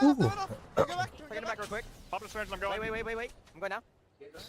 Oh, they showed the comm. Nice. So through the portal once, through the portal twice. Weren't able to take that team down in front of them, Hot Dog Mafia, but they've been dealt with by other hands in the lobby here, and Hot Dog Mafia now being out of their way, maybe clears a path on this bridge. Imperial Hal finds another kill onto Yanya. If they can finish this one off, not just the fight, but the KP, that will be another point, and they are getting closer and closer to match point. Yeah, full wipe here would be that match point threshold crossed, Ooh. and it is going to be good shots coming out of Hal as well. Just the one more required. They'd have that knock, but they haven't finished. Yeah, they're gonna win for sure. 48 points in the bank for Team Falcons. 2 more, and they will be our first team to hit match point. 14 squads now remain in the lobby. A kidnap attempt? Did he get someone? Ooh, he gets someone. Oh, he got Gil. Dang. He got kidnapped. No way. Makes the play, and now Waltzy and Hal have to find 2 points on their own. Panic has been unbelievable on Raid so far. Holy shit. One got kidnapped like, yeah, that was a smooth kidnap, like an eye. No way. That was really smooth. So there is the opportunity for Waltzy and Hal to make Yeah, that was a crazy kidnap, holy shit. Crazy Thieves and SAUL are having a look at each other here. Remember, SAUL very close to that match point threshold as well. They need 4 points right now, but Crazy Thieves starting to get closer and approach them. Look at that damage that SAUL have taken so far. Prime Bow though, that can make a big Oh, difference. they're fighting for sure. Sharky with the Volt does make a difference. Ooh. Sharky now versus Verholz. Verholz with the RE45 will even it up for just a second. But the initial Yeah, I'm not gonna lie, Verholz is gonna be scary, like...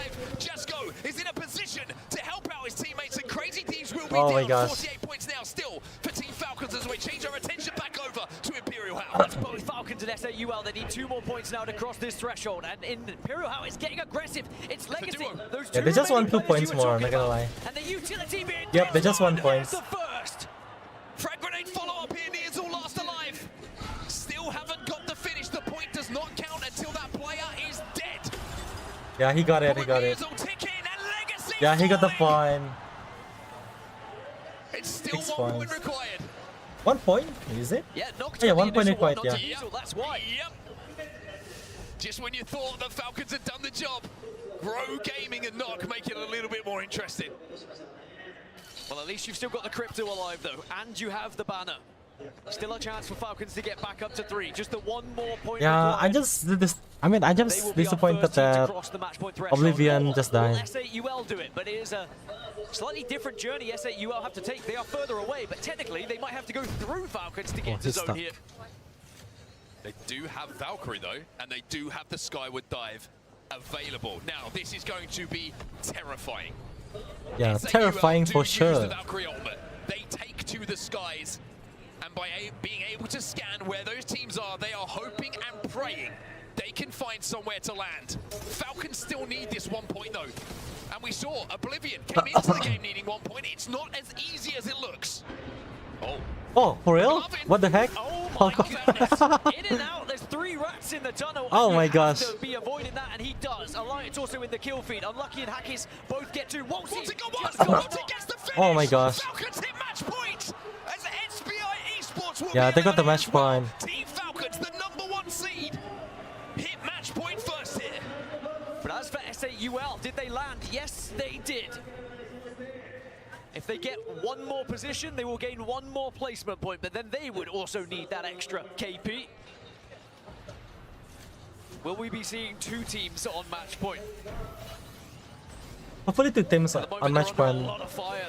That way Rocket it's gonna be drills fun. Here, there, and everywhere. Unlimit are below them. Genji just on the other side. Grow below them as well. There's definitely kills available for SAUL here. But the zone now is going to naturally force all these teams together. 11 squads left in this final circle. 11 still alive, spots by left. the way. Hackers. I think it's Hackers. Excuse me, I think it actually might be Effect who's last alive for them as a solo on the Catalyst. No, it was unlucky. Got there eventually. He was on the Catalyst. It's one of the I was going to say, at least they're getting nothing there as well. There he is. But as I said, 11 teams left in a final circle. You wouldn't see this on Olympus, let me tell you that for free. Drones up in the sky for the Cryptos. You can see 4 of those knocking about. That's Jesco! Oh! He's on his back! Sharky! Can you be the hero that SAUL need? Come on, come on, come on. Nice! Wait, did he get it? 1 point away! No way, 1 point away. SAUL will not be able to join Falcons on match point. No way, 1 point away. Guys, what is this with this 1 point at 1 point? Oblivion 1 point, S8 1 point. They literally only need 1 point here. Yeah, Fnatic, I don't know, man. I don't think Fnatic's gonna make it. Falcon's still alive as a duo, by the way. Unlimit will go out next. Ninjas in pajamas. Great shots coming in from McLovin with that double tap on the alternator. And I was saying, in some of the shake-ups as End of Force 36 are eliminated next, that this guy on your screen is one of the most talented controller players and slayers that we have. How come in TSM ALGS. doesn't... TSM. Think of the play that they made, that this young man made on the raid to kidnap. A little bit earlier on, a member of Falcons. Well, TSM have now taken Hal down as well, and if they can find Waltzy, then that will be them all gone. Falcons are eliminated, but it's job done for them. It's Grow Gaming who are working so well together at the moment, targeting, focusing, and it might just be able to wrap this whole thing up here. Just Grow Gaming. That they don't overcommit here. Wrecking Ball will go down, but it doesn't really connect. Knocked using that evac tower to jump up, to soar through the skies, and now by changing to the scout. Hold on. Oh my gosh, ninjas in pajamas. That's the win. Pajamas from the low ground. Yeah, what's with this 1 point only? 4 points of match point. They are the champions of match number 5 on E District. But the story coming out of it, Dan, is that Team Falcons are Yeah, that the was actually only nice though. team who can now win the tournament in this next game. And I thought we were going to be here after match 3 rather than match 5, but alas, all that matters for Team Falcons is they will be the first team that has the chance to win this tournament, uncontested as well. If they lose this one, it's a freebie. You move on to the next. Yeah. The question is, can they do it in 6? I think Hal tweeted out saying he was going to do it in 7 today. That's foreshadowing. But SAUL and Oblivion Yeah, were unable to foreshadowing. cross that elusive 50-point mark. NIP get close. Crazy Thieves only 7 points away. Grow Gaming 8 points away now as well. So teams are starting to close in. If Falcons do not win it here, you'd have to imagine going into match 7, we should at least have 3 teams on match point. But a 23-point game there from NIP was huge for their chances of trying to catch up here. They will be hoping they can deny Falcons a victory so that they will have the chance to win this entire thing. And it's just swinging backwards and forwards at the moment. It could have been so different, this game number 6 that we're about to head into on World's Edge. Should 2 more points have been shared between 2 teams, Oblivion 1 point away. Yeah, what's with this only SAUL 1 point? 1 point away. But it is the ice and the experience of Team Falcons who are the only team who managed to do what was required to be eligible to win the whole thing in this next game. 1 Head to point head in front of only. you, here's some of the stats from our top teams. It's really hard to get that 1 point, not gonna lie. It's going to be a frustrating one for SAUL. You could see the disappointment when they just realized they hadn't quite got there. And the questions will be asked, could we have gone for a little bit more of an aggressive push earlier on? Should we have tried to wipe that squad? But the focus of the entire lobby now has to be, let's stop Team Falcons. And now the beauty of Matchpoint, the beauty of Apex Legends, is this crowd will now be willingly going against Team Falcons just to witness more Apex Legends. If Falcons are eliminated at any point in this next game, the crowd will erupt, bar the small pocket of Falcons fans, I'm sure. I was going to say, we were talking about this backstage, it's one of the only esports in the world that celebrate a team not winning. It's a wonderful, wonderful dichotomy that we have in Matchpoint finals. If you want your team to win, you have to hate watch for a game or so. The teams that have hit Matchpoint, it is a fascinating thing to watch and spectate as a fan of whatever team that you find yourself in. But this man, what a turnaround. I've got to give a huge, I always give that man credit, and I'm not talking about Drauga, lovely bloke, but I'm talking about Imperial Hal, you know, took the risk, said, I don't want IGL, I believe Zero is the best IGL in the game. That's what he said in his own words. And it didn't work out, right? And then he takes the responsibility of saying, do you know what? I was built to be an IGL. I'm going to go back into that seat. I'm going to find my way back in. He's probably realizing as well that there's going to be some teething pains with that. There's going to be a lot of eyes on him, but you see why he's so damn good. You see why he leads from the front. He's superb then. Job not done yet, though. I will say. Yeah, we're Job gonna not chill for done now. yet. Lace, job is not And get done the break. yet, but they have found themselves on Matchpoint. How are you doing out there? Yes, thank you so much, Gaskin. Obviously, it's been absolutely exceptional today, but there is one more thing that I want to talk about today, and we have the MVP trophy right next to me with my lovely assistant here showing it off. It's actually one of the Phoenix kits, Ooh, but it Phoenix is for kit. the MVP. Wow. Our wonderful Hugo, That was who actually runs through cool, the guys. stats with damage, kills, damage differentials, will actually Wow, that was actually head cool. towards the MVP at the end of the day. So it's about 50% the player stats, Wow. and the other 50% Even the jacket is cool. is from the talent on the broadcast. So I'm taking Yeah, that was so just a cool, little guys. bit, but Holy. by my side, I have another lovely assistant here. We've got Snipe with one of the beautiful jackets that the MVP's team can actually win as well. So we've got some beautiful Yeah, that was a really prizes cool here jacket. for that most valuable player. And in the running at the moment, you know, we're looking like Imperial Hal. Yulari Man is up there as well. Jen Burton sneaking on up, so it could be anyone. I want you guys at home in the chat there, maybe write your favorite MVP player, but I'll head it back over to Gasket and Onset. That Phoenix gets cool, isn't it? Bribes? I want one of those. I hate that we're in charge of making big decisions. I didn't agree to this. I do this job to avoid making big Let me go decisions in my discuss life. with some of these players just a second. Yeah, let's actually, I'm going to go around with a little whip around, see if anyone's got any cash. I am glad, though, that Hugo is getting the majority because, yeah, the stats, for me, as a Shout out, stat man, you know, Hugo's addition to this broadcast team has been unbelievable. The journey of just creating a website, is Apex down or not, and now he's running everything just on stats. Love you. Now, anyway, moving on to match 6, we have our first match point team.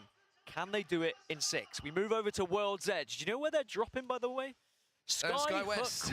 Sky West is There number was one a time. seed. There was a time where Skyhook West was the winningest POI on World's Edge. Probably still is statistically. I'll ask Hugo. But there is a fantastic chance here for Team Falcons to win this entire darn thing. And they will know it. And now we talk back, or we turn ourselves, I should say, back to that conversation we were having about the one chance. Falcons have a free hit at it right now. No one else in the lobby is on match point. No one else in this match 6 can win the tournament outside of Falcons. Now, that's interesting for a few reasons. One, everyone knows that Falcons are dropping at Sky West. Everyone knows probably where Falcons are going to be rotating from. But 2, Falcons really can kind of put the nerves up everyone else, because Falcons, if they do it here, it would be with everybody looking at them. It would be an insane thing to do as the first seed, the first team to hit match point, to set a new record, to break that curse and go through to be champions. Crazy thing is here as well, they were running Catalyst already, and I don't know if this is foresight from them or just a happy coincidence, a lot of the lobby are going to move to Catalyst now because Watson's just been banned. It's one of the last controller legends that's actually left available to hit ring console. Obviously, there are legends that can do it elsewhere, but alas, expect to see a lot of Catalyst going into World's Edge here. More difficult to target a Catalyst team that was playing it previously, one of the only few. Now we're going to probably have at least 10 plus teams doing the same thing. If I was on the teams, by the way, League Ops would hate me. I'd be walking. They already do. No, but I do, and I'm not even on the stage. But I'd be walking through, I'd be going, I'll put my hand up, I'll be like, I need the bathroom. And I will be walking past, and I will be making a note of everyone's comp. Looking at. And I would be banned from tournaments, which is why I can't compete anymore, Dan. It's not because I'm not good enough. It's because I find any competitive edge I can, which is outside of the rulebook. So good news if you are a Falcons fan. Mark isn't behind the stage. He won't be able to give them the POIs, at least I'd hope not anyway, give the comps away. Other good news is they have found a World's Edge victory already this tournament. When teams start to cross match point, that's when I start to look at the statistics of how many teams have actually won on this map. What is their percentage conversion from top 5 to winning the entire game as well, which will go a little bit deeper into that if Falcons are able to find themselves in that top 5. Anyway, Team Falcons, excuse me, have been one of the best teams around, and World's Edge might just be their home. Well, what we'll do in the meantime, while we're waiting for match 6 to get underway, is take a look back on one of those Team Falcons victories, and we're going to hear what it sounded like to be inside of the headsets and inside of the comms. Let's go, I'm pulling. I'm on. Pull left or bat, pull left or bat. I'm pulling. It's left guy. I'm yelling. He's Newcastle, he's resing. Double resing, double resing. Can we swing? Get a heal. Hustle. Dead. Let's go. I got it. Don't worry. Let's go, baby. Come on, bro. You don't fucking gotta worry about it. You don't gotta worry about it. Time shit. Waltzy's full of confidence. I love it. He's full of beans, some may say. I mean, how's like his hair's falling out. If that would have carried on a few more seconds, he would look like me. And Waltzy's like, don't worry about it. I got it. I want it. All good. Like, and he does that a lot actually. It breeds confidence. A few times you see Waltzy in 1v1s, he's like, don't worry, I got it. I mean, like, stop panicking. You're making me panic. Just let me win it. As an anchor player, it's your job to just kind of calm things down, anchor the team, and Waltzy, you've said it so many times throughout broadcasts over the last year. Such a vital part to this team, and you do need that person that sometimes can calm things down both in and outside of the game. The question is now, with pressure on... You said outside of the game, and it reminded me of the boot camp. The boot camp where all you could hear was Waltzy scream and a coffee cup smash. Outside of that one really obvious, memorable example, you are right, though. I definitely am right. All right, that is going to wrap up, of course, match 5. We have one team on match point. Will Falcons win it in 6 games? There's only one way to find out. We have to get there first, but before then, we're going to go for a quick break. We'll be right back after this.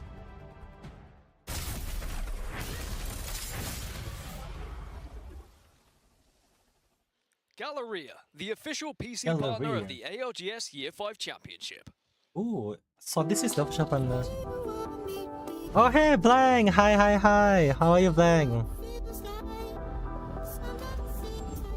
Nice to see you here. Inside the premise there.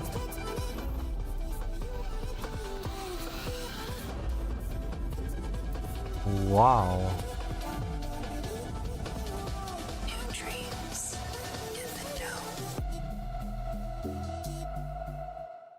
I don't know to differentiate between AI or real animal. Of the Apex Legends Global Series.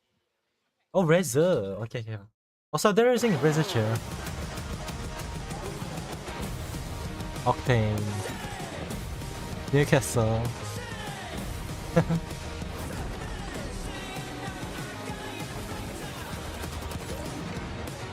Winter Wyvern.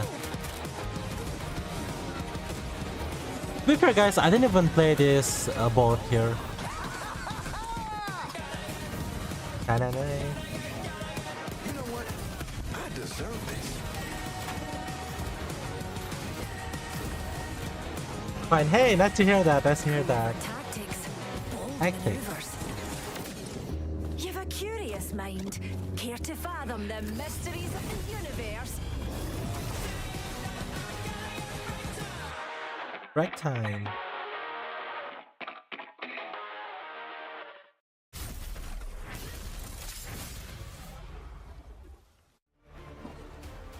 welcome back to Match Point Wow, Finals. Welcome look at the back to trophy though. Sapporo, It looks so Japan. good. A packed arena here, waiting to see if this will be the final game of our Match Point Finals. Team Falcons have crossed that threshold. They have the 50 points they need to go on and win the tournament and get their hands on that trophy. Gaskin and myself on set, still on the mic here to talk you through this next game. And Dan, Falcons have that chance, that free shot now as the only team who are on match point. When they do get to the top 5 on World's Edge, they have a 25% win rate of converting it. So I think if they are able to get to that late game, stats are definitely on the side of Team Falcons. And of course, they're dropping at Skyhook West, one of the best POIs, or at least it was back in the day. Of course, it has slightly dwindled now with changes that have come through, but still a very strong position to be on the map, especially if the zone does pull a little bit further north, maybe even northwest if they're lucky. Will it be that one chance that you've been speaking of? Will Falcons get that moment here? Will we see an early elimination? Of course, there is only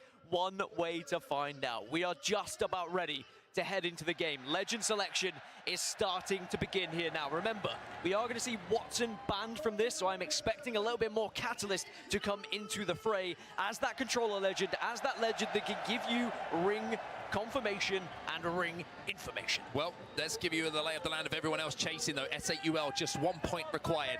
The same can be said for Oblivion. 1 point for either of those teams, and they will join Falcons on match point. Ninjas in Pajamas only need 4. Crazy Thieves only need 7. And Grow Gaming only need 8. So if Falcons don't do it here, Dan, boy, does this lobby open up. There is a lot of opportunity for a lot of teams to join them on match point. 50 is what they need. Falcons need the win. We're on to World's Edge. On to World's Edge, and we'll start things off with Team Falcons. And say what? Symbolic. It is pretty symbolic. It's not a Falcon, it's a Raven, but like still pretty symbolic. Can they get the job done from Skyhook West? Now, interestingly, they don't have the entirety of Skyhook. Skyhook East was taken by Ninjas. Yeah, not gonna lie, if you land on Skyhook, there's gonna be at least with him. A free lay of the land up in the northwest. In terms of the zone, though, we're going to be heading, I guess, a little bit north. We're going to be going over towards, like, Monument Fragment It's pretty area. darn central, Dan Gaskin, if you ask me. We're going to see Monument and Fragment be very populated by teams. Hot Dog Mafia will certainly be one of those teams. By the way, shout out Rambo. I told you he was going to bring something special to the main stage today. That man walked out to a $2 million tournament grand finals dressed as a hot dog, Dan. What other esports can you do that?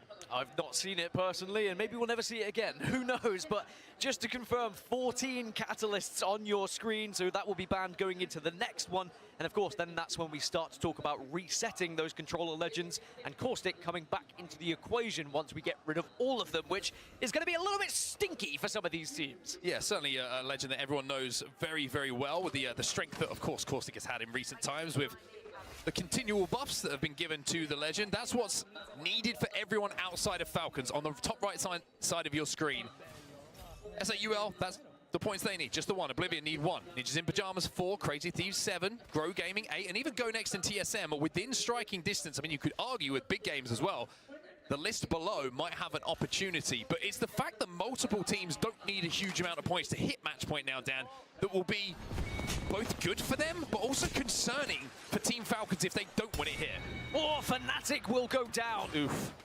And our Red Bull first strike goes in favor of Hot Dog Mafia. But now Crazy Thieves are going to be on the back end of this, looking to try and third party, looking to try and get more of those 7 points they require to cross that match point threshold. Yeah, fantastic shots coming in from Jen Burn with that R99. A Spitfire here for Phony. He hasn't had the opportunity to even gather himself his weapon of choice so far. Crazy Thieves with the quick rotate. And with those kills being secured, they now find themselves just 6 points shy of match point. One other fact, statistics are going to throw them at you again. The one win Falcons have got on World's Edge so far this tournament was from Skyhook West as well. Everything is leading in their favor right now. It's just a matter of converting now in front of them. As you can see, Rambo not in a hot dog costume anymore, but instead invisible behind a van. Visibility cloak may be the choice of wardrobe for him. Virtus Pro, who the first 2 games very rough for them. After a very impressive road to this grand finals, maybe they can start to turn it around a little bit here on World's Edge. Long way to go for them. SBI Esports are playing in and around Grandma's house, which is going to be in front of them as they can try and cross through The ravine in front of them over that hillside, and TSM have found themselves inside of zone as well. Or maybe looking for a kidnap again. It's actually Panic on the way to try and take someone with him once more. Is Blinks going to try and make a push here to try and get that one kill?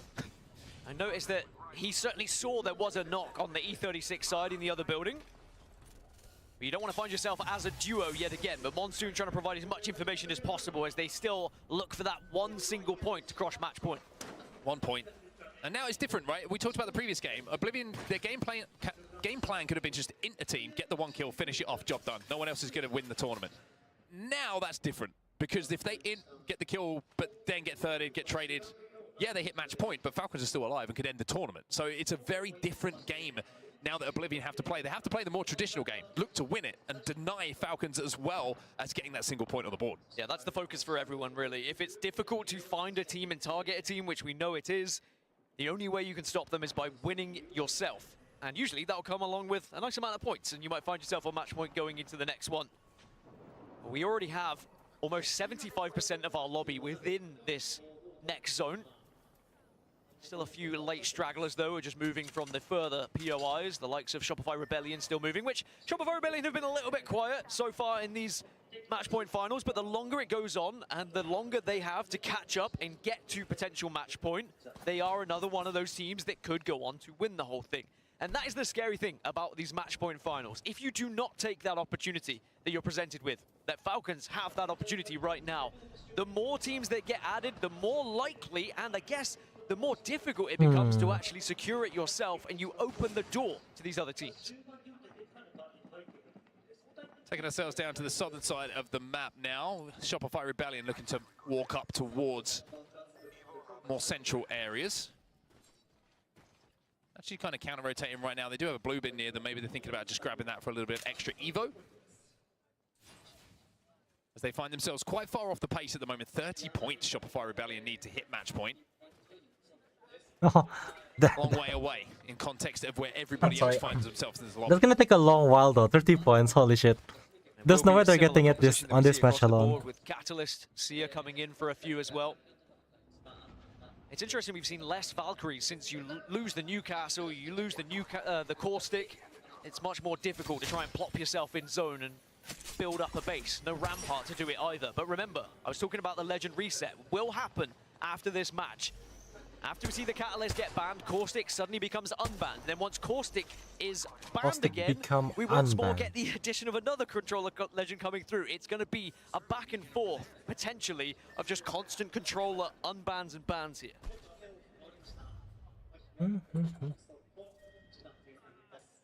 That's how things are looking right now. We are pulling over to the Monument side. Pretty central, this zone. Probably pulls out towards the respawn building like we saw the other day. Out towards out towards Hot Dog Mafia a little bit, but we do see the ones that move up a little bit more central. Yeah, there's no chance for Fnatic guys, unfortunately. Again, might be able to wrap from this southern side and end up with everyone in front of them and the zone going their way. It's going to be an interesting one for them. I'm trying to see if Shopify have a ring console somewhere near them, and it doesn't look like they do at the moment. They did dip back into Lava Siphon by the looks of it because they've evac'd back away, and there was a ring console there. So they're going to have the current information that's on your screen, but it's the ring pull after this one that I think is going to decide which teams are in the best positions on the map. Yeah, I'm trying to look, is there anywhere you can play late? I mean, Epicenter, you could get ring console information if you are able to play on that northeast side as well. For that spot, by the way, that we're talking about, that southern side of where the potential zone could go. So they're trying to stay away from the build-up of teams in and around the center of Monument here. It's pretty smart. So NIP need 4 more points. 4 more points. After an incredible Wait, they can actually, like, I wish there's like 4 teams on match point. It's gonna be fun that way. And now they find themselves in a position where maybe they could be up there with the greats like Team Falcons. But can Falcons deny anyone's chances of getting an attempt to win this thing? Remember, they've been through so much. We think back to right at the start of this ALGS season. It was a very different look, Team Falcons. We didn't really know how it was going to go. Of course, that ALGS Open was it seems like forever ago, doesn't it? Yeah, 300 games they had to play to win. 300 games. Yeah, it could be a very different finals for them here as well. Although, saying that, at the ALGS Open, when they did get to match point finals, they made it look pretty easy there as well. still look back on that game and I'm like, how is everybody fighting each other? Not Falcons. But you'll take it if you're Falcons. The work that they did before that put them in the position to win it. So SAUL and Oblivion still haven't found that one extra point. As a reminder, you just need to get into the top 15 for a placement, or of course, a kill. Easy, right? No. Ooh. Over at the streamer building. Streamer building. Yeah. Like gonna lie, people call this streamer building like for I don't know since when, but yeah. People's been calling it since forever. 60 seconds to go. If you're wondering why there's not much fighting going on at the moment, well, it's because everybody's pretty safe. By the way, Team Falcons on Limit is something to look at right now, because Team Falcons might have to hold off on Limit, who are coming through the tunnel down on that southern side of zone we were talking about. Go Next trying to do something similar, holding out Ninjas in Pajamas on your screen right now. And remember, Ninjas in Pajamas don't need many points to hit match point themselves. It's almost identical fights happening on different sides of the map with these tunnels. Go Next and Light, excuse me, looking to try and be aggressive on that Pathfinder now. VP will get a respawn onto Slayer as well. And now here is the push you were talking about. This is big, this is massive. Falcons on match point right now, the only team in the lobby. Big damage done to Unlimit. But the first knock not coming in as yet. It's actually Guild who will go down. How gets that battery off? But he's stuck in a fuse hole. Oh my gosh. They're gonna die for sure. No? To force Hal back here. A couple of Skynades do go in. A lot of damage they rest. side. And in the meantime, Falcons have got Guild back up. They've been able to get him back. I don't know, guys. They always make they always give free rest every time. Let them push. Shopify Rebellion will be eliminated. No extra points for them. Hal has now gone down. down. Hal's gone, yeah. You can feel the tension in the arena because everyone's starting to think that maybe there could be one more match as Unlimited start to press up onto Falcons. Rolls is doing what he can to hold the line at the moment, but he has his shields broken as well. He has to oh my gosh. Yeah, it's gonna extend, guys. It's gonna extend. Thankfully. Final Falcons player down to his knees, but the battery will be popped. Ilari Man can't get the kill, but Falcons are down, and Okay. one more match. Yeah, it's gonna extend. Delight of the Sapporo audience here. I wanted this like Prague team to be on match point, and I'm good. I'm good with anyone winning. And that will open up the doors not only to the rest of the lobby, but to Oblivion, who have reached match point and will have hit that 50. Yeah, I'm rooting for Oblivion, I think, right now. 1 point themselves. Or if Unlimited can go. Crazy Thieves are in a great position for endgame, by the way, right in the center. Yeah, it's gonna be hard, you know, guys. And they only need 6. Now, the question is, with Falcons eliminated and the tournament continuing with one more game, how many teams are going to join them on match point? I think that's it. It's how many, because it could be 3, 4, potentially even at most 6. If it goes the right way with points being secured here, there, and everywhere, I mean, actually, in theory, mathematically, it could be 7, but we'll get into that later if it happens. Now, Crazy Thieves, one of those teams that could be on match point, 6 away. Still 17 squads left, and the reason why there could be so many teams here on set is because there is so much KP available for teams. It's 17 squads still remaining. Exactly. You know, there's only 3 teams gone out of the lobby, so many bodies still to fall, so many teams that will have to find their way towards this endgame. And with Crazy Thieves still needing these points, they're in a really tough position right now. Do we play for some KP? Do we play for Zone? Alliance a long way off the pace at the moment. But they've got a team walking up on them. Yeah, it's Go Next. This is a horrible rotation for Go Next because they're being forced into Zone and they have Alliance above them, but I love this position. Make sure you get into the tunnel, but Gen G out of nowhere. Gen G, 2 down, Gen G down, but Alliance from the high ground overlooking them at Epicenter might be about to move into third party this. That is terrible news for Go Next. They're going to try and get back onto their feet. They're going to reset. Effect tried to slide down to stop this, but I think it was only him who fell down, and now Effect is going to be finished. Now, Alliance do not have Alta available. Alta is banned, so they cannot recall, and that is going to be them done. SAUL, in the meantime, have hit match point. They are on 50 points now. It was just with that one knock across the map. Changed it as well. Alliance do get the respawn onto Effect. Go Next is still struggling. Here comes Unlimit. Again, it's aggression as Go Next get eliminated and Hot Dog Mafia might be next. Unlimit and Yulari Man leading the charge once more. The double tap onto the human Hot Dog. Rambo, enough to send him scarpering. TSM still in this building, by the way. Panic having a little look at this one, and Panic did have a Kraber a few moments I'm back, ago. guys. Used that on Oblivion What's happening right now? to get a knock. Not sure if the kill got confirmed. but he certainly is being a menace. And yeah, they still have the Kraber. It's Gent who's now got it in his hands. Albrelete just found that one out, and he's not going to be able to get back up. The future of this region, Unlimit. Yulariman in particular has been the standout player of APAC North. For Ninjas in Pajamas, it's only 1 point required for them, as well as Hot Dog Mafia will be confirmed as out. Will we see a fourth team cross that match point threshold? Or will we see them fall just short, just as teams did in the game prior? They still have to get into zone, and they are being focused. Oh, Vayne does just about get to that fence line. They use the wrecking ball as a way to get from A to B. Kurev is trying to stick his teammate to get him back on his feet, but it's a risky play to have to make. McLovin is a big 1v1 for him to win. Does he buy the time? Oh my gosh, oh my gosh. Oh my gosh. McLovin! Virtus Pro, what the heck? I think they're last place right now. Ninjas in Pajamas hit match point. They're on 51. And now we pass the baton over to Crazy Thieves. Can they be the next team that gets their legacy of lost two? I'm not gonna lie, guys. Feels bad for VP Virtus Pro. They're actually last place right now. When anyone is in their way. Yulariman just being careful not to overextend in this position. Peace. Yeah, don't overextend. He throws the thermite down. Ninjas in Pajamas have been eliminated, but they have done their job. Alliance will fall next. Their rough starts. Well, who's the one that survived below? Still down on this low ground though. Unlimited and 5 Fears and Grow Gaming overlooking this. This will be quite the run from Unlimit if they can go on and find a position to play in this final circle. Yeah, hopefully Unlimit can go crazy here. W keys forward. But now they find themselves on the southern side of the zone with Grow Gaming in front of them, Supernova as well.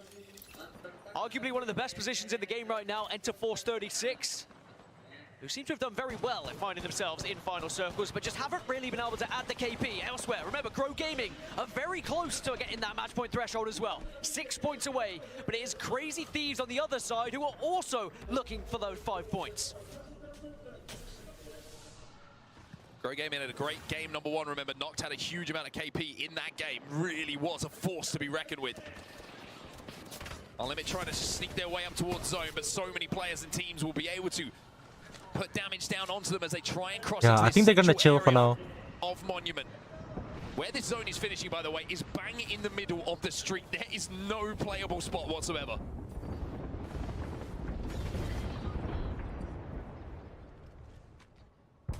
Unlimit did have a little bit of trigger discipline there. They didn't want to give away their position just yet, but now you kind of have to, because when you get a freebie like that, you have to take it.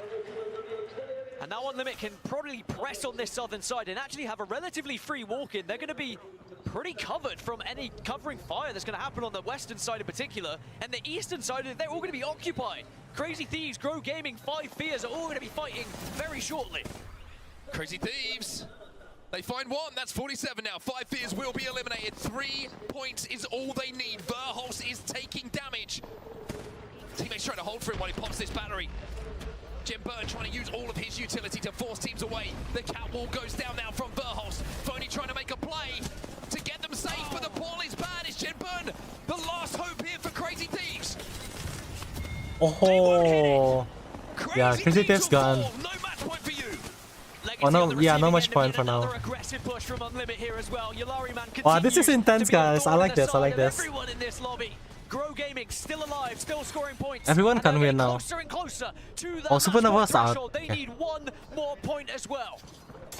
Well, that riot drill could start cooking some SAUL players. Supernova eliminated in the meantime. Well, they're actually using Mad Maggie here too. Grow Gaming need just 1. And they are getting closer and closer to getting it, but close is never enough. You have to secure it. You have to get this job done. Yeah, close is never enough. They are one of the closest teams to where their zone's going to be finishing. Naturally, other teams are going to be eliminated if you are patient at this point. Unlimit still alive, still causing mayhem. Yeah, Unlimit's still alive, guys. Generational run from this roster, who are trying to close that gap to match point themselves single-handedly in this game. Don't forget TSM as well. 8 points they need. Still doable.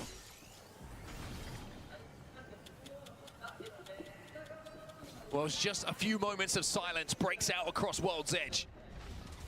The zone will force the hands of all of these teams left in the lobby. TSM make their rotate to center zone. Yeah, I wonder who's gonna win here. Suvi's going to pop the ultimate accelerant here. He's trying to get that exhibit back. Panic has a Kraber. SBI Oh, Esports will be Kraber. eliminated. Panic. You're a young He's man with a lot of panicking. That's why his name is responsibility Panic. right now, but he can't quite connect. SBI Esports eliminated. And that might just open the door for Grow Gaming. They need one more placement. And they will be on match point as well. TSM can use this cat wall now just to kind of avoid all of the gunfire, potentially get to a spot, but Unlimited again, fearless in their aggression. Ilariman! Panic's weak. Ilariman! Yalari man does not care for you. He comes Oh in my and gosh, tries to claim these go! kills himself, but he ends up going Oh, through he a didn't wall. get He's it. not sure quite where. Grow Gaming onto 50. Grow Gaming Unlimited, go! It's job done. Can anyone else get there? That's the real question. Wow, Gross Gaming taking all the kill. No way, Unlimited was getting... Oh no, Unlimited. TSM, they would not hit match point, but end of Force 36. A chance. Hold on just Oh, a minute. Oblivion! Blinkser, you're dead. Oh, Oblivion got tripped. Remaining. Enter Force 36. Oh, Enter Force winning. Oh! Wow, match point really? Enter Force? Getting the match point? Wow. That makes 6 teams. Wow, 3 MNK. Wow, they deserve it. Holy shit. And it is some local favorites that For get the real, job all done. 3 of them is MNK. Holy. Never says die. All tournament long, they have Wait, survived all what you 3 of them just is MNK. don't That's think they're crazy. going to. Whether it's a Yeah, revive, look at whether that. it's a They're all replay, MNK. whether it's just avoiding gunfire, but this time MNK player. dominated the Wow, final this one circle. deserves to win. Not gonna lie, They guys. will have the chance to win this entire thing. Okay, going I'm into gonna root match for 7. Enter. What an incredible game of All Apex MNK Legends. player. Falcons had the Oblivion got free shot at 11. the tournament. Falcon is 18 right now. Relatively early. One of the first 3 teams to fall in the lobby. And then every other team, it felt, who Wow, even had a Enter sniff Force, at match Oblivion point, got it. found a way to get the S8 points got that they it. needed to join Falcons with a chance to win the whole thing. An exceptional game from Enter Force 36. Yeah, 22 points on Moonson. the board for them. I think it's about time, right, guys, for Munson to win. 6 teams. And one of them is Oblivion. They do cross that threshold. Yeah. They were unable to get it done that first time of asking, but now they are not only a team that's on match point, but they are currently the lobby leaders in terms of points as well. And think about the journey they've had. They were not part of champs when it comes to Pro League. They went through the LCQ, and now they find themselves all the way here at champs at the #1 spot with the chance to try and win everything here in match 7. There's your confirmation. Oh boy. And you can hear what it means to the crowd as they notice just which teams could be winning it here. Oblivion, Grow Gaming, and Falcons. All from the Americas region. Enter Force 36, APAC, SAUA, APAC South, and Ninjas in Pajamas from the Americas. I will say, featuring a player from South America as well. We combined the 2 regions recently to the Americas. But it's important to highlight Kurev on his journey as well. In this next game, if one of those teams wins this game, they will become the ALGS Championship champions. And we're 1 region short there. Where is EMEA? Can anyone from EMEA step up to the plate to keep this thing going and maybe give themselves the chance to become champions? Remember, EMEA won it here last year. Go Next, they got that job done when no one thought they could have. They were the underdogs. This time, could it be Oblivion, perhaps? From LCQ to champs to lifting a trophy. They're certainly going to have the opportunity to do so. Yeah, an incredible run from them, but nothing has been won yet. We will keep going here in Sapporo. We have at least 1 more game of Apex Legends to bring to your screens, but before we get there, we're going to send it to the desk because there is so much to talk about. We are in a wonderful situation with so many teams on match point. It's a blast. Thanks, guys. Onset and Gaskin with another great set of games and a great set of games for us to watch here. Whether you're in the dome with us live or watching at home, thank you. Welcome back to the desk as we break down what has happened thus far and start setting up where we could be going because an end is near. But if you don't win, we go again. My name is Randy. I'm joined by Glitter Explosion, Snipe Down, and Jayhawk. Lauren, we've seen so many different iterations for the start of this 4-5-6, excuse me. But really, the big story was, I think, in Game 4, Crazy Thieves coming out and putting themselves in a position to be a talking point here heading into this. A team, we were wondering, would they mesh? Would they put it together for final state? They certainly have. Absolutely, and we were talking about them as a team. We were looking to be towards the top at the beginning of the group stage. Things kind of petered out a little bit. They've had to now kind of fight claw, tooth, and nail to get back to where they are, and now they find themselves right outside, just barely missing that match point, but they have really started to pick up the pace. Another team that we talked about too because of the legacy of winning. TSM's former coach who won with Verhulst, with Hal, with Rebs back in London a couple of years ago. They've split up. He's found himself as a coach of NIP. And Jayhawk, this team has had so many things to talk about, from McLovin's kind of surge into one of the premier players to, as Onset mentioned, Kurev's journey from South America into this roster. Talk to me about NIP. How are you feeling with them having had a chance to cross match point? Their journey was incredible. I mean, Vayne, it looked like he was on the brink of retirement and was going to be coming back. Like you said, McLovin, he was kind of an LCQ Pro League player, kind of bouncing around. And like you said with Kurev, from South America, he at one point had moved to EMEA to try to compete there and hadn't found success. And so 6 teams on a match point. Next match gonna be interesting. Yeah, that's what I want, you know. It is not a fluke. Like, at least it is 6 match. I mean 16. That Raven brings to this team when it comes to winning on match point. And I don't want to give too much away, but in terms of the POI draft that they had, 19th pick, absolutely terrible. And we're going into Olympus where they have Summers University, the best POI. Join Falcons with a chance to win the whole thing and accept league. Join Falcons. Really missing that. For so many of these teams, you're expecting. You know, I didn't expect Enterforce to actually got what do you call this? Match point, yeah. I didn't expect them to get match point to Enterforce, and they're all MNK, which is deserves so much respect. For that trio, I know Jayhawk was really excited to see them get that win. And E36, Jayhawk, Japan, APAC North, they have been looking for the person or the people to put this region on their back. E36 started out this tournament as a top 2 seed coming in from the group stage. They're looking like a top seed now, having just crossed match point. Absolutely, and I gotta say, it's really impressive that they're all Korean, and obviously we think back to Reject, another Korean team. Oh, they're Korean team. After that win, and he said, all MNK Korean really team. Have that many talented players, but clearly the ones at the top of the game are incredibly talented because they're making noise here. It reminds me of APAC South. A lot of those players exports into North America, exports into the top teams snipe down. We've seen that happen across the way. Another team I want to mention, Grow Gaming, who've been steady and solid. I mean, I don't know what it is, but you look at Keon and you look at Dropped and Knocked, the ability for them to be so consistent, not just in getting into the right situations, but getting into top 5s very, very often. There's something about that team that is dangerous. You cannot turn your back on them.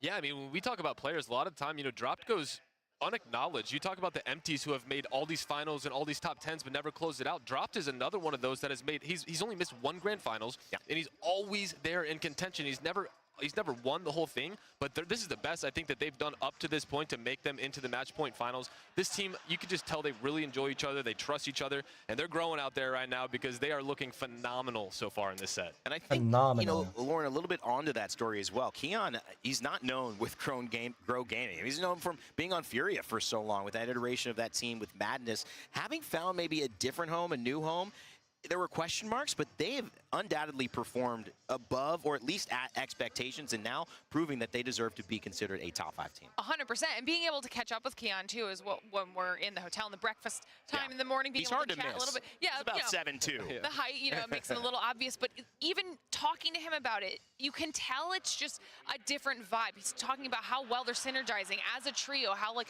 this could potentially be an opportunity for them to really take it home. We're now seeing that reflected in this one of the now 6 teams on match point, but also finding themselves in a good spot in the overall leaderboard in general. This is an opportunity for them to take it home. All right, guys, before we get to some things and move into the next game, I will ask your questions on how many games you think it's going to be going. But I also want to make sure all of you at home know that we've got a brand new update to our ALGS website. If you want to keep in touch with all of the stats and all of the great things that we have going on in our league, from how these pros Unlimited played good, but Last Circle Madness. Yeah, that's the thing. Or maybe how well they fared in previous tournaments and check up on how they're doing now. They played good, good for the whole match over there, but the thing is, yeah, the last, it's just pure chaos, you know, for the last ring. I'm expecting them to at least like get 3rd or something, but yeah, they got Fourth or fifth, I don't know. Before we move to something else here, I do want to get a number from you guys because this is important. It could end at any time. 6 teams on match point. How long are we going? Lauren, start with you. 9? Snipe. 9. I don't know 9. Well. 9, okay. Yeah. I don't know, guys. I feel like it's gonna end like on the next match. I don't know. 11. I have a feeling that it's gonna end on the next match. All right, I'm going 25. No, I'm kidding. 25, no way. Honestly, I was thinking 9 as well. That seems like it would be the right place to end. But you never know. These teams are in a position that is so hard to determine. And the beautiful thing about it is that they've got themselves in the best place ever to perform. In front of an amazing crowd and also in front of some amazing peripherals. That's right. We have Sony InZone that is actually powering our teams. The monitor and audio experience for the ALGS Year 5 champs. Lightning fast OLED monitors and their lightweight wireless headsets, giving our pros the tools to the promo is insane. Check out our Sony InZone booth here at ALGS Champs. There's a lot of people running away with some cool stuff here. I don't know, guys. Is InZone even what's good? The number as well? A lot of the desk says if it's headset, gaming headset, I would like to buy. Think as we head back into action. Blackshot, I guess. Genome, when There's is a this thing ending? Yeah, I guess you guys don't want it to end on us, right? Because I'm expecting this to end in the next 2. Come on, guys. Got to give us credit because we have such amazing Apex playing out before our eyes. It only gets better and better every year, Genome. It does. It just seems to keep getting better, Vicky. And it's looking pretty good for E36 right now, isn't it? Taking the dub there. In fact, it just so happens that they have won the most games out of any team in this tournament so far. But we always say this, winning 1 just before you get to match point, like, oh, you're gonna pull a TSM, you're gonna do a back-to-back, let alone back-to-back-to-back. So it's looking good for them right now. But, you know, if we think about Olympus, the next map we're moving onto as well, they haven't won there yet. It's almost like a little bit of deja vu, except we've changed out the ALGS map rotation. Will history be made on a new map of Olympus with the changes that we've seen go down on this map here in the ALGS match point finals for year 5? Or will we go back to the map that what is he doing? End our what is he doing? Season? Time and time again on store points. Monsoon feels the love from the crowd. Monsoon is quite funny, not gonna lie. Come out and take this dub. They would be coming from the last chance qualifier if they could end it here. What a story. What a journey that would be. Ninjas in pajamas as well. Remember, they were struggling in the mid stages of this tournament, but they're not struggling anymore, Vicky. 51 points now. They, alongside the other 5 teams on match point, have a chance to close it out here and now. No team prioritized Olympus in the map draft. There was no first round picks. In fact, we talked about this before, the amazing little draft that Ninjas in Pajamas managed to put together, and that actually started with a 39th pick onto Summers University, the first team to opt, prioritizing to some extent Olympus. And you wonder why, right? Because with these teams still trying to get used to Olympus at the same time, I've tuned into the comms of the teams, and they still sound pretty chaotic. Obviously, we have legend bans coming through. No Watson, no Rampart, even stemming up from the very beginning. Newcastle was the first one to go. Then Caustic. Comes to wonder how Olympus is going to be played. What Trident shenanigans will we be exposed to? 6 teams have passed the 50-point threshold to be at match point. Caustic's back in. Oh, yes, because we get the reset on the control. Of course. Of course. As we take a look at E36, can this team win it for APAC North? We talk about a team that is very consistent in taking wins. That's what matters in a day like today. They got it. They got the points. But can they win? It's certainly not their most favored map. If we think about the teams who have done historically quite well on Olympus. It's actually more your Crazy Thieves. They have a ridiculous stat, 16.7 points on average coming into our match point finals here. That's an incredible record. It's actually the highest average of any team on any map. You see the beautiful flyby of this arena? This crowd is so stacked. The Limit fans, RKN, by the way, over to the side here, showing his support. Lovely seeing him earlier on throughout the course of the week. Yeah, look, insane story there. He's he might not be a pro anymore. His company is actually sponsoring. I love it. Unlimited. Imagine that, an APAC North team, and he is the one sitting in the stands cheering them on. And my lord, he's had a lot to cheer for this tournament. It all comes back in full circle as we are rearing to go, guys.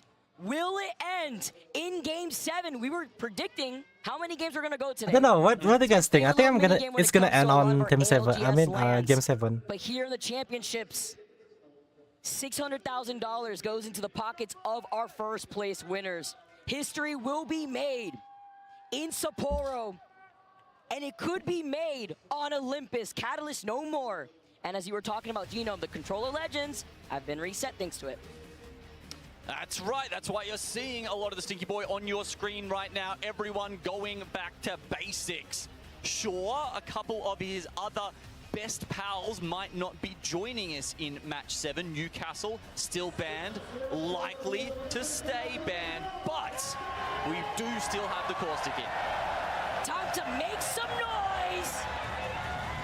They're excited for the reset. They're excited for the possible end of a year 5 here in Sapporo.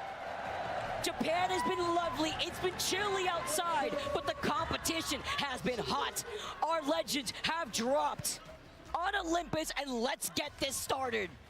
S8UL, Oblivion, Falcons, Ninjas in Pajamas, Grow Gaming, and E36. You heard that crowd go wild after E36 just took our previous game. Or will there be other teams meeting them at match points? Did you level Colombina to 90? Oh, I still haven't. Points, TSM at 45. I've been busy with Apex lately, so I've only done daily quests on Genshin. This first half of the lobby is all the way down to TSM sitting in 8th. But I'm gonna start playing Genshin either later or tomorrow. S8UL. Let's see how it goes. One of APAC South's best. They didn't take out the Pro League split, but I tell you what, they have powered up since then. They've found new heights.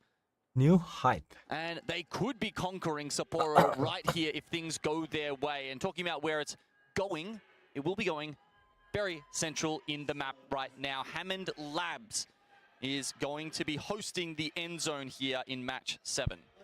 In the don't pull up zone, oh man. Go next, landing by Hammond, by the way.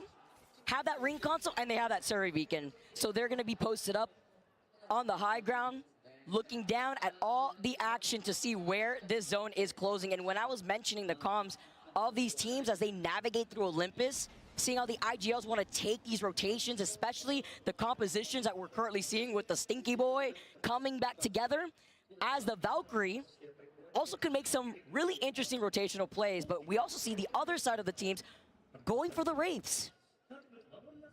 Yeah, Valkyrie creeping back in a little bit with the addition of Caustic, but not everyone going for that. Lots of Bangalores around. Considering we're in match 7, it is interesting to see Bang still sticking around here. There were a lot of Game 4 bans for Bang earlier on in the tournament, but I think the amount of, you know, conservative play that these teams are showing. That's part of the reason why we're seeing a lot of these controller legends come out, especially as more and more of them, as indicated by the pink outline on their score, have reached match point. When they want to bunker down, you talk about the teams that are right around the corner, it just takes just a little bit more KP as Crazy Thieves. They're hungry. A team that had such a slow start are trying to stop Oblivion. Fun jumps over to the other side. Jen Burden, he pressures him out. He tries to juke him. Oh my goodness. When he was literally so low on health, Jen loses out on the 1v1, but Fun, he gets taken out as the backup is there. for CRT. Oblivion with only Blinkster alive. Points don't matter for Oblivion right now. They just need to reset. Blinkster gets out. This is great. Not on the Wraith this time. He's actually gone for the Bang. Interesting. I think partly because they've decided not to go for Rampart, of course, because she's banned, and we've got Caustic back in, and that means they need some sort of cover. Caustic is great, but he doesn't provide cover, so that comes from Bang this time. Yeah, I just keep coughing. I have to actually take a rest Crazy after Thieves this. do not get match point. Here we're having a look at Shopify Rebellion. Rebellion? We'll switch quickly to another fight because there's a lot of early action here, which maybe you didn't quite expect when there's so many teams vying for the title right now. But it's Gen G, one of the teams we have really seen struggle so far. They haven't placed higher than 9th so far, which is really sad. It was Vicky, literally 1 HP. They are actually one of the best teams at converting from a top 5. It's great to be able to get a lot of that KP with their composition, but what's more important is finding this dub and getting even more points, because with Crazy Thieves finding that last pick onto Fafa Thief, this means they join the Match Point Club. Can we see another game in hopes for Crazy Thieves?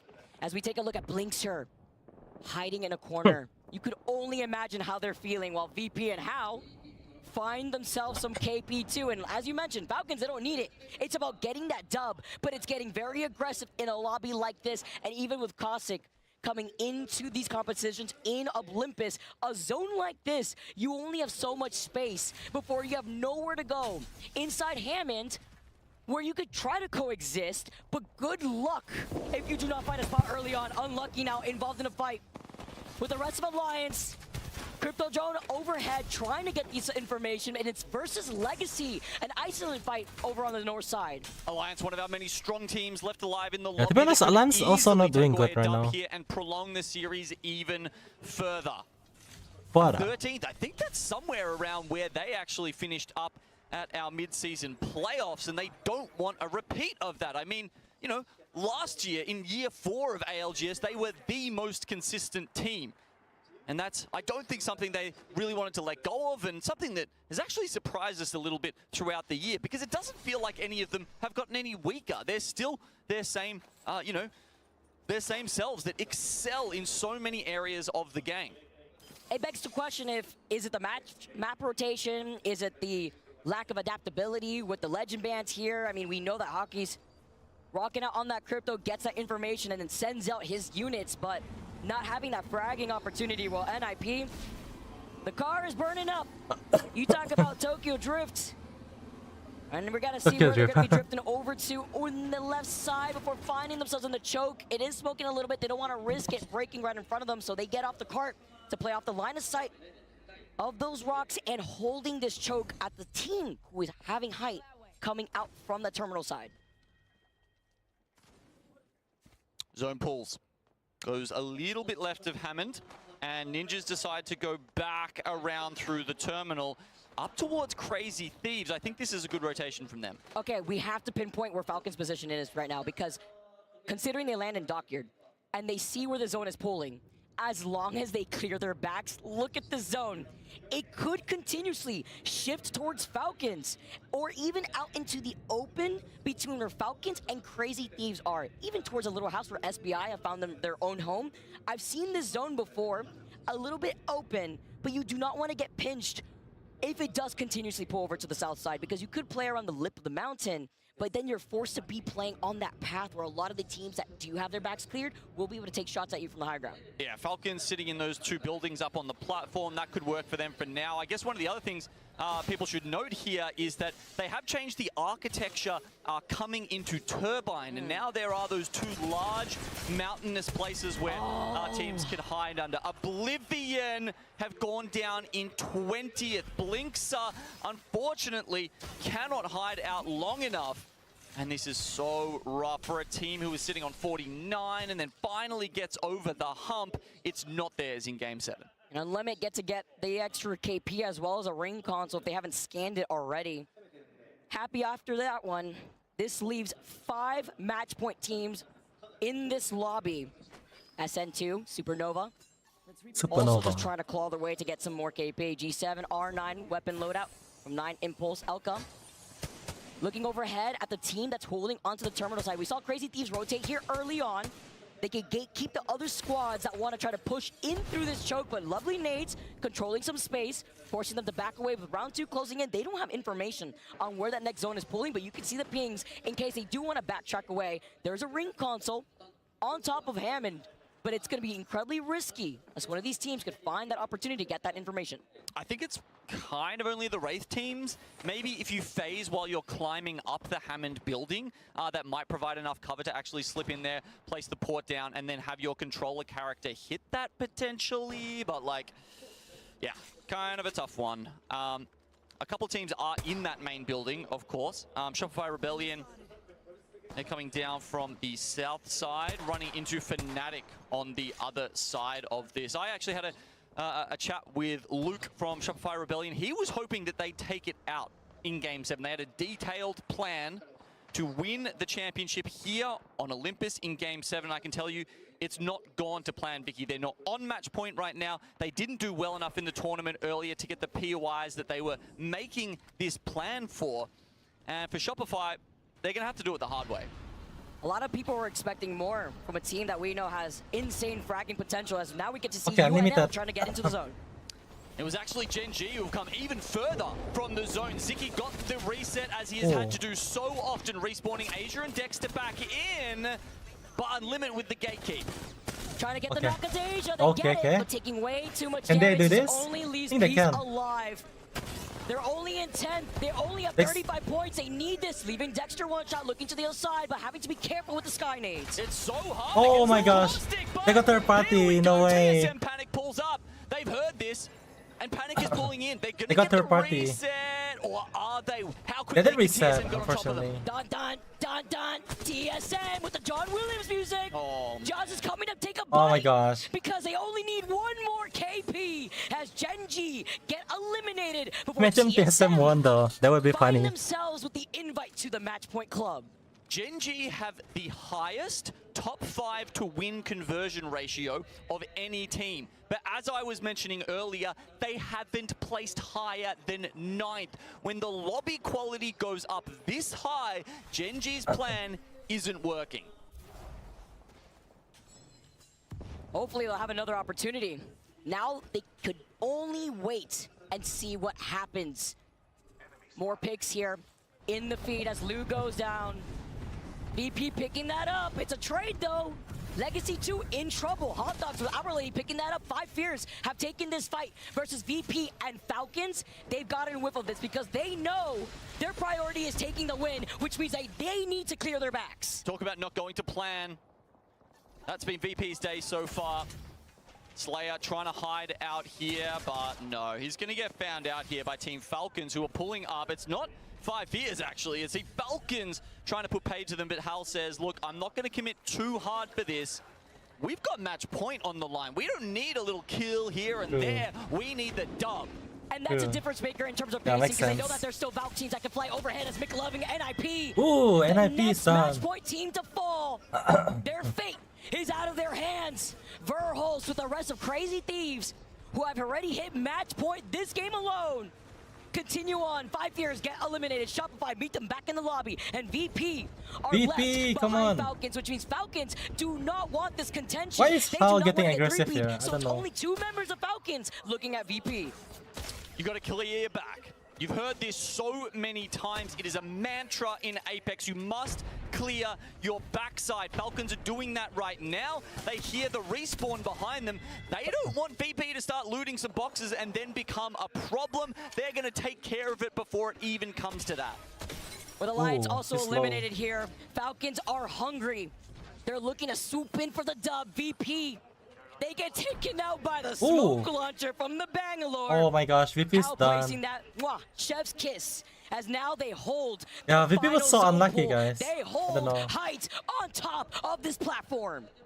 4 match point teams left alive. 8 are not on match point, but the zone is with the Falcons. All 3 members within it right now, the only 3 members within the next zone pool. This is ridiculous, magnetic force here as they will the next zone towards them. Falcons are looking down at Crazy Thieves, a team on 54 points, but not on match point, who could make this go another game. How originally said 7. They were looking at this map. They said 7. They're looking to make history on this map. Continue on a domination because they're going to go uncontested. But you know one team that could stop them?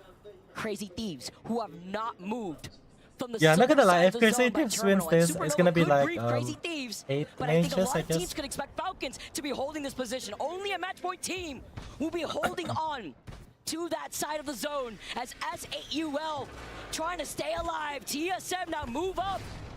A team that just hit match point themselves are trying to put a stop to what S8UL are doing. Panic puts the portal out. The team doesn't really have many options other than to take it. They can't tank the zone damage and they can't tank Yeah, the this seems caustic done damage. for. EMP will I have no remove some of choice. the barrels, but SA trying to hold tight. So many other teams getting involved though. Go Next are also on this. Fnatic look in. Sharky, he needs to win this cleanly, but I don't think there's a way he can. It's too much of a pile-up. Good Yeah. luck, Fnatic. They wait for them on the other Whoa! side. Crazy As Thieves! Falcons, Crazy Thieves! They get pushed by Crazy Thieves. They moved up. Wow. And the 3P from Hot Dog Mafia. This could spell doom for Falcons. 1v1? We could keep going, but again, 2v1? with Legacy now getting eliminated, we have more opportunities from our match point team still alive. 2 is still Wow. alive from Crazy Thieves. Hell, he knows it's a 2v1. He doesn't want to stick around. I mean, there's playing for the win, and then there's suicide, I guess. Are they gonna get It's rest? not They're gonna good get rest options below. Either way for Team Well, is he gonna get Falcons. rest? Grow Gaming are a solo right now. And they're not the only ones. With Hal still alive, that means our 2 match point teams are down to a solo. Dropped, has to stay alive here. He's got the P20s and the G7. They're looking at him, but he's got to navigate away. This is what I was talking about, into the open area by the cliffs. Oh, 1 respawn in. Guild will come in, but not Waltzy. No way! No, They're Waltzy, rest. yeah, I think he actually crawled down, so they only needed the 1 respawn. No way. Falcons back up to 3. Hot Dog Mafia have taken their place, as we can see on top of the platform. So Falcons no longer have the positioning, but they got the firepower. That was never in question. Yeah, guys, not gonna lie, I think Falcons gonna win They're this. looking on to see Yeah, this is the last one, I guess. Test them. They were forced off their high ground. I was though. expecting And I think 100 that has to be Thieves noted to win because this, inevitably but will have to it's go mostly unlikely from the now. east side of the zone. They got some pressure from the crypto drone. yeah, and still the solo they got that is third left like from Grow Gaming. too The early, only so other team at I match think that's the points, only reason. but all these other squads, they Fnatic! could stop Falcons. They could There's keep this Fnatic going here. as Grow Gaming get eliminated. And it's Fnatic with the Valkol. Libel Oh, Ice Fnatic's going guides here. them up onto the 2nd floor, it looks like, underneath Hot Dog Mafia, but still as a trio they get in safely, break the barrel. Fnatic now with a chance. Do these teams know that this is Falcons? Falcons are the only team running the crypto, by Wait, the way. Let's why is hit he this going lobby down? Before Hal drops down, the OP45 with the gold extended energy mag is all Go they need push, to someone, take out push. FBI Esports. 3 teams left, standing in their way. Yeah, Falcons gonna win for sure. Yeah, they're busy fighting there, so Falcons gonna win. Surely the other teams have been keeping track. They haven't seen the Falcons name pop up in the kill feed just yet. As you said, only crypto team left in the lobby. They won't know for sure what composition Falcons Yeah. is running. But damn if Hal Falcons is so winning, clean guys. with this RE45. Not a weapon that everyone will pick up, but with a mag on it, it is incredibly impactful. I don't know, man. Hot Dog really might be, you know. Breaking records. I think Hot Dog just gifted this. And his career kills. We're hoping for Fnatic here to win, but I don't think Fnatic's gonna win this. We saw him get knocked earlier, and Fnatic, with the crowd rallying right on top of their heads, are giving them their Oh my energy, but gosh, have they're to look at fighting Hot Dog, who above. still has the height. But Hot Dog Mafia, they're down No. to 2. They've lost the caustic in these endgames. Oh my gosh, they just gifted Falcon. No way. Serving them up the glizzies. They literally Carlo gifted Garcia Falcon the is win. looking to get the res, backing away with a full triple take. They have to take this slowly. Last 3 squads, and Falcons are the only ones uncontested with the most space. Yeah, Falcon is uncontested, you know. Alive right now. Fnatic do get the revive. They're back up. Hot Dog Mafia have lost skills. Yeah, I don't know, man. G Caustic, he doesn't have the barrel barrels to throw. He doesn't have the gas grenade to take that space away from Falcons on the low ground. In a clean 3v3, with Hotdog only having a duo, the script writers are hard at work with Falcons versus Fnatic. There's only really one question here, Vicky. Do they know who Falcons is? Do they know which team is Team Falcons right now? Because if they do, it's a 5v3. Surely they don't take it. But if they don't, it could be Falcons' game. I mean, it's Waltzy on the crypto. This is what they like to run out with. These teams should know. But Fnatic are also worried about Hotdog. Now with the zone closing in, they are all forced to go into the line of sight. Come on, come on. There's a Trident in the final circle. Who knows how that's going to impact things? I mean, with the damage it does now, maybe they can push them into the zone. There's so many possibilities, but the barrels and the caustic grenades are what should decide this final fight. Will this be it? They take to the skies with a desperate Hail Mary to survive, to stall the inevitable as Team Falcons. Victory in sight. Yeah, they're just winning. There's no way they don't win this. Have an extended light mag on this R9, and now Team Falcons with the EMP move up. This is great. It locks so many people down. Falcons have looked like they should Yeah, win Falcons this winning. Will they? There's no way they'll lose this. This is the chance. Yeah, they just won. They get the next knock. Waltzy takes a lot of damage. That's a lot of caustic damage here. With this gas, what's it on? They get the knock onto Waltzy. 3 squads left. They have to look behind him, but there's still another chance. Oh my gosh!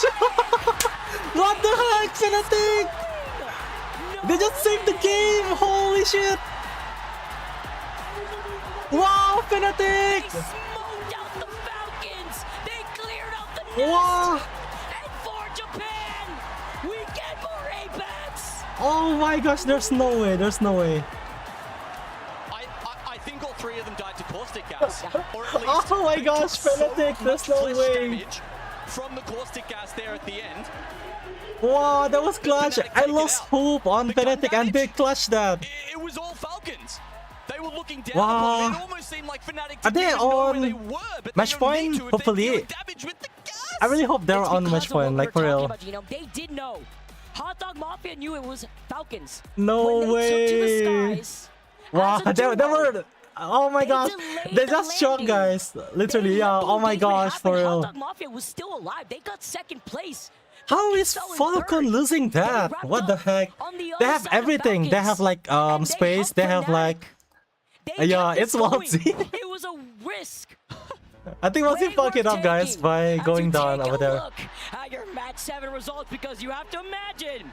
with Wait, Fnatic wait, taking wait. this It's not down. even Falcon getting second. They're getting third Just here. yet, but it gets them But the even Mafia is closer. actually surviving for the second. Third? They came third?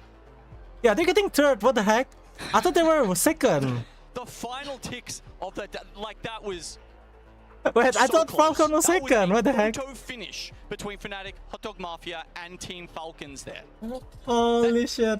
The way They have moved in, everything. the I way can't believe they fucked it leapfrogged up. their barrels forward and pushed That's the it. They other are two not going teams to into win. a corner. I don't know, man. The way they missed Okay, barely a bullet imagine, in guys. that Imagine exchange if Fnatic and making somehow making a don't come comeback out here. on top almost feels criminal to me. Yeah, I really this hope game. Fnatic is making a comeback My here. hands are shaking. We see our top 3. Yeah, who are But you the rooting next for, question, though, Blank? is, I mean, any person in this situation. Who are saw you House rooting face at the for? very end there.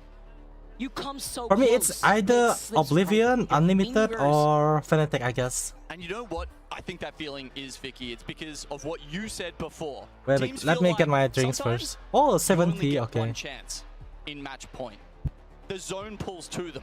They are there when they need to be. Yeah, They get Fnatic still have a long way to late go. game res. TSM or TSM How many on times match point is that too. going to happen? How many opportunities will Falcons have on match point to realistically get the game win and lift the trophy? That might have been the only one. It gets harder and harder when you have to welcome 2 more teams at match point, though. 8 total teams at match point. And we are going on to another game. This is insane. This time onto Storm Point.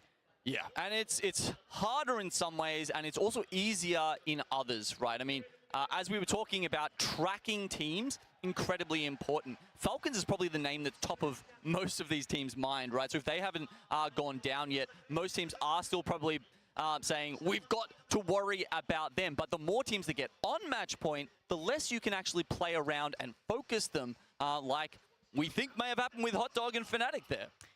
Time is of the essence when you have more games for Apex here, guys. Don't go anywhere. Our players need a break. We need a break. And when we come back, we have Storm Point for game number 8 on the other side of this break. Red Bull is giving wings to the ALGS and the Apex community. Okay, I'm back. I don't know, I was watching ALGS for after a long time. Is it? Oh. Yeah, I guess it just depends, you know, like, if there's even at least one of your favorite character, then...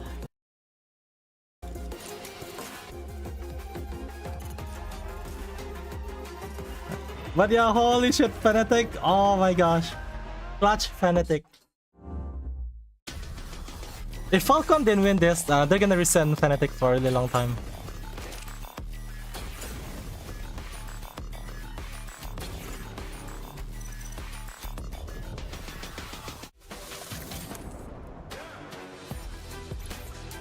Yeah, it will be crazy if Fnatic actually won the whole tournament. Like, they were on 15 below for so long. I think if they really make it, yeah, it's gonna be crazy.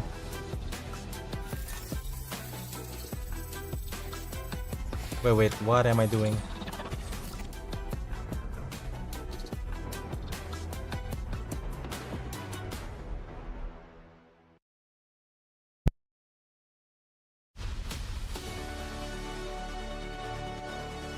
Google.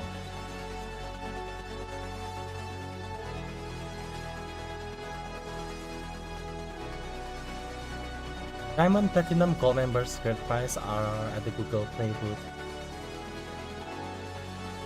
Wow, further, I wonder who's gonna win this. Like, legit.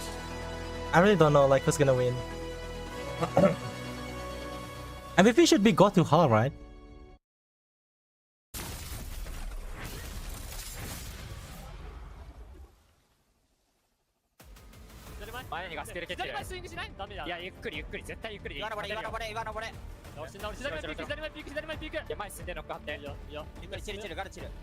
Wait, why are they showing Falcon when the comm is Falcon?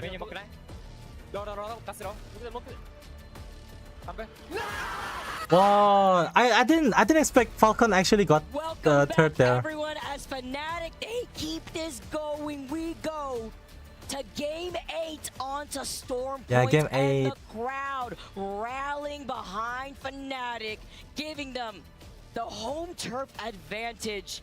It's been beautiful here in the lovely city of Sapporo. Even better to be reunited with an amazing community that has turned out for our ALGS championship. And Google Play, with their amazing booth, is powering a premium fan experience here in Sapporo for the ALGS Year 5 champs. We had some premium team-ups between Fnatic and Hot Dog Mafia to keep it going. And like always when we're at LAN, Vicky, when you have one of those clutch moments and someone manages to eliminate the match point team and keep it alive, the crowd goes wild. I mean, you know, not at least to say the fact that it was Fnatic, the crowd's favorite team here in Japan. They get so loud. I'm seeing so many signs, but with more teams making their way into the match point club, I have to say congratulations to TSM meeting the rest of these other teams there, because I believe TSM is the only squad that has hit match point that is yet to take a win throughout the course of this entire LAN. That's kind of wild, huh? Imagine getting this far, being on this stage, and maybe the last fight is the last game is the one that gets you all the way. Look, we have to recap this. There's Bo. We didn't get to see him a lot while we were casting this, which obviously did change the factors, but there we go. There's that gas going down. I mean, how did Bo go down? I don't think we even The ring at the very end. It was he a was one ring shot. tick. Yeah, it was a one shot. He was gonna die anyways because you saw Fnatic. They got the bow check ready. but it was the fact that Hot Dog Mafia landed right behind Falcons. It was the indicator. They knew what they had to do. If Hot Dog Mafia as a duo pushed from that platform, immediately they were going to die. And they didn't want to greet Fnatic because they would rather take the placement points and keep this series going than have it end obviously right here, because you also have to imagine the more points you also get, even if you don't win with the match point, you still get put into the placing, and with a $2 million prize pool, that could be the difference between, you know, $300,000 or, you know, just maybe even $200,000. Yeah, it's pretty tasty. I can't lie. But something no one wants a taste of is the caustic gas in that end game. Oh, and of course, Hot Dog Mafia didn't have the caustic available, but they did have the Valkol. So for them, it's an obvious play. You go to the skies and you try and just play for placement there. Maybe a lucky win. It's honestly kind of crazy how many times we've seen a late Valk ult come down and impact a win in one of these lobbies. It's just crazy now with the missile swarm and the way that you can slam people. Caustic has been banned, if you're counting out there, for the second Caustic time been banned, I see. in this series. But we also should talk about the Legend bans, I think, now, Vicky, because what tends to happen once all of the controller legends have been banned, including Altar, we're sort of putting her in there as a pseudo ban, a pseudo control legend, I should say, is they just keep cycling through. Because, you know, people can't play Newcastle anymore, no more Altar, and so we just get this repeat of Caustic, Rampart, Watson, and Catalyst. And as the crowd makes some noise, they saw Fnatic wake up as we move on to match number 8. Back to Storm Point we go, and we have to see where the zone is pulling, because as you mentioned, Dino, we could see the Ramparts. We could see our players locked in. 8 total teams now at match point. Will it end in match 8, or will we keep let's see how it goes. Going? Fnatic landing over by Cascade Falls. They'll get some information shortly after they get the survey beacon, but they'll be happy to see it's pulling right close to them. But even happier, it's going to be Crazy Thieves after hitting match point in that previous But this is game. probably the last game, I think. Is pulling right Someone's on gonna top win of them this. by checkpoint. Whoa. 6 becomes 8 in terms of teams who can take out the dub here on match 8. Crazy Thieves, as you mentioned, one of those. Alliance, not.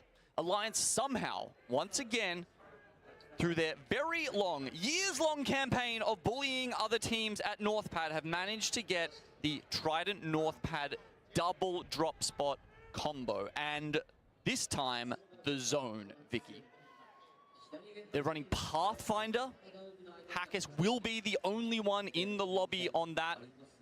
I mean, you could call it a comfort pick, but let's be real. Alliance aren't the kind of team to fall back on comfort picks. It's just that they think it's strong and they know that Hackers is strong on it. Not too sure if I like it, though, I'll be real, because the last time we saw them try this out, it was devastating, honestly. And it didn't even pull towards Devastated Ghost either, right? Like, they had just gotten caught in the middle of a rotate in the group stages, but it's crazy to see how many teams already have gone ahead with this rotation. I mean, you talk about S8UL being one of the teams to get to that match point club very early on, already taking an early fight. Ooh, someone's using Pathfinder. Crazy Thieves, yeah, Alliance. no time. They want to find themselves in the trenches. Yeah, Alliance is doing so bad on this final. Them, especially teams that can call out where their position is, because if they stay in checkpoints, teams already know that that is their POI. That is what they drafted in the POI draft. So they do not want to get. What do you think is going to in top 3? That want to greet them. I don't know. I really don't know. Like, I'm pretty sure if Falcon didn't win, they're gonna be on top 2. And then pick the Ringmaster perk. But I really hope the winner will be like Unlimited or Oblivion or they should have been able to pick that up, and then with Fnatic, all the PvE hopefully. you've got around there, they are able to scan the ring. I'm rooting for those 3. I believe, and that's why they've taken Unlimited, the Trident Fnatic, Oblivion. and gone straight to one of the gazebos near down beast. This is a great position to hold. But hey, Corona Ash, welcome, welcome. How are you? Uh-oh, but NIP, they've lost out on McLovin. Now down to a duo with Curve in the back. He's the real Sparrow out here, but can he make the Legolas magic happen now, stuck as a solo? It's SPI Egoist picking up Vayne next. I'm getting a little bit of deja vu though. Gino, when I take a look at a zone like this, the fact that we're in game 8 on Storm Point, pulling towards the outskirts of Down Beast, what we saw a year and a half ago or so, a Respawn come out where we kept seeing some more Apex, where we saw it go, what, to game 12 or so? Can it happen again, maybe? As Oblivion, so much support for this team. Monsoon, he rolled out wearing the main outfit, but now he has to play like he's in the Matrix around these nades. Blinkster looks onto the Seer. He gets No, Oblivion! UNL, who are Oh, trying to get okay, these they're strikes, fighting but unlimited. Specifically Blinkster. He gets a finishing blow, but they can't stay Wait, alive. what the heck? They get sent 3 back to match point lobby. team Now is here. E36, 3 match point team they're is here. clearing their path to take out these teams. Yeah, Oblivion is out right now. Force 36. Number 3 in the lobby. Number There's a 6 3. in their score as well. Maybe everything's lining up for them right now, except that Unlimited Peace has just stolen their trident. It's on fire. They said Oh, Unlimited goodbye with the survived Sheila. that. But he's pretty happy to get out of there, frankly, because he's the only one left alive. I'm not happy that he's on the Ash. I guess GTA Legends is out and about. Remember what I mentioned about the Trident shenanigans going into Olympus? Wow, he actually Of course, it survived that. continues on to Storm Point. Keeping up to the script as Falcons move on. Yeah, I mean, if we're talking about comfort picks, I think that is actually one coming out there for Unlimited. We're going to see it from anyone, yeah, maybe from Peace, maybe from Asia as well on Gen G, who is sitting in 18th place right now. A couple teams are really struggling to get going. 5 years, VP, Gen G among those. And Force 36 have not had that problem. And despite losing that car, they have managed to get set up on down base. Oh no. Oh, they catch him. The drive-by. They take his shoes and they send NIP back to the lobby. Yeah, NIP's Another done for now. team out. Their fate out of their own hands. And you talk about Gen G. With not much to lose, only 20 points from a team that we know can play so aggressively. But I really like the shenanigans with the Trident that we've seen Gen G pull off before. Do you think they were like Oh, holding the TSM gun and sideways? S8, oh my gosh, there's only one left. Rocking up with the drive-by. Oh no. You gotta show them where you're from sometimes. As S8UL, another team on the bricks. S8UL with only Jesco alive. They call him out. It's the Crypto drone. Damn, the Cryptos has to be overhead, annoying here. scaring him a bit. They feel the pressure. Legacy is pinging, giving them the information because it is TSM. They're pushing, they're Who pushing. have moved up into the trenches. Yeah, and as we mentioned, likely to be controller cycling on the legend bans from now on. Obviously, Rampart has just been unbanned. That's why everyone's rocking her this game. So Crypto very likely to be a fixture for the rest of this series, Vicky. Trying to get away from drones, well, it's probably not the place for you. Bangalore actually just behind. 13 picks for her, 14 picks for Rampart. So far, if Bang was going to get banned anywhere, it probably would have been on Storm Point. Yeah, exactly, because so strong, right, with those smokes and these rotation opportunities as Falcons. They get involved in a fight versus Go Next, and this is important because Go Next are the next team that are the closest to also hitting match points. And Hao wants to stop that opportunity from happening, but he's one shot backing away. Lovely cover fire from Guild to find Light. Gets that knock, playing off the side and the corner. See Go Next, they're pinging, but good luck on a reset. As Henchman at least gets the knock onto Hao, but they are bludgeoned as 17 spots are left, and Walty follows up to cover their backs. I mean, it's almost like Walty has the ESP. Every time he pokes around, Okay, Unlimited, go! been there, but just Oh my gosh, oh my gosh, oh my gosh! Good, just running away right now. Oh my gosh! When you're 2 members down, Is it all match team done right now? Stopping a legacy from happening. Unlimit with the power of the crowd. Unlimited, confirm, I believe in you. 40 points. They've been trying to grief these match point teams. They are on a quest. They have a duty to give us more. Imagine impacts. Unlimited won, holy. There we go. Ring pulls quite predictably towards Fnatic and Alliance. Bunker positions over there, very important. As it closes in more, you'll start to be able to use the little rocks on the high ground in the terrain. Crazy Thief set up in the building at the south side of North Pad.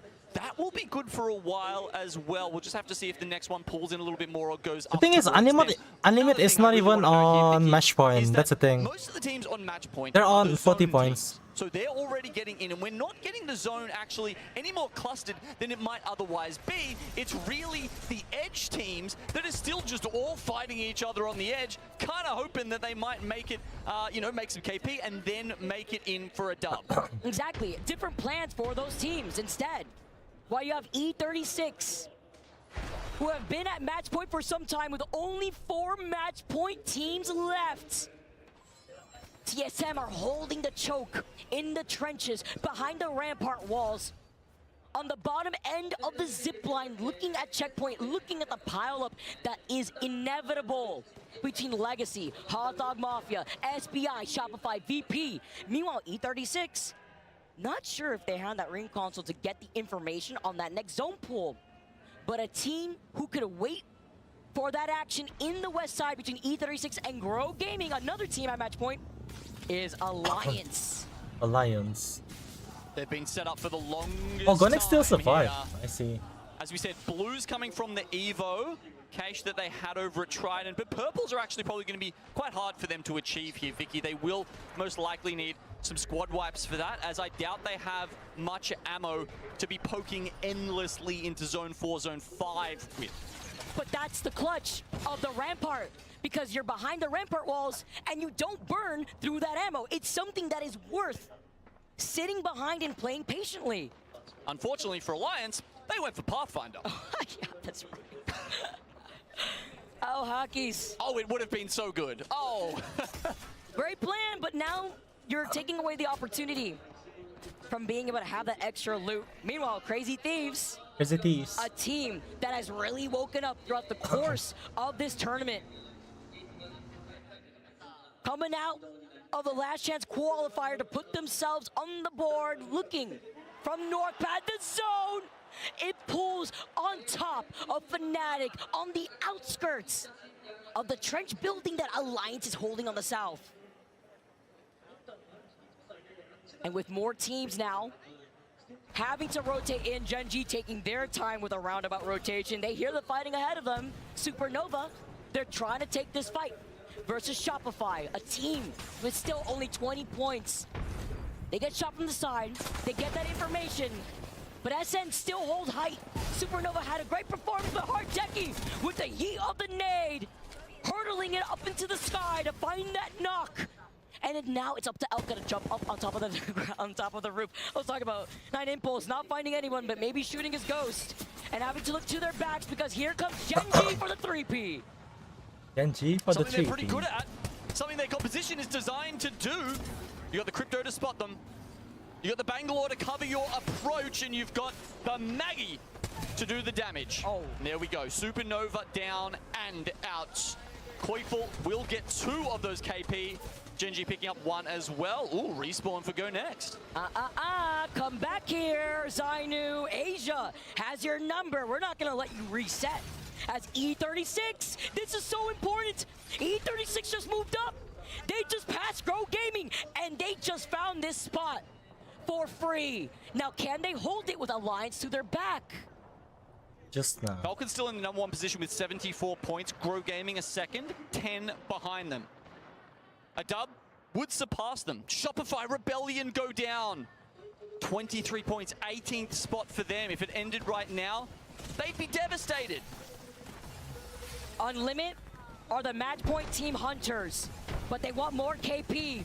They're looking at Hot Dog Mafia, but after losing out on Yulari, man, they have to back away. No Mad Maggie to help them out, and when you're rocking an Ashe, after the nerfs, it can be difficult having to hide behind your own teammate. Knockdown shield. Arcstars, defensive bombardment even coming out from 5 Fears. Ooh. Ordnance all around the map in Grow Gaming. We were just talking about them being able to potentially take away a #1 spot, whether they win or not this game, but it's going to be pretty tough if Noct is the only one left alive to try and achieve that. And that's what happens when you rotate even slower.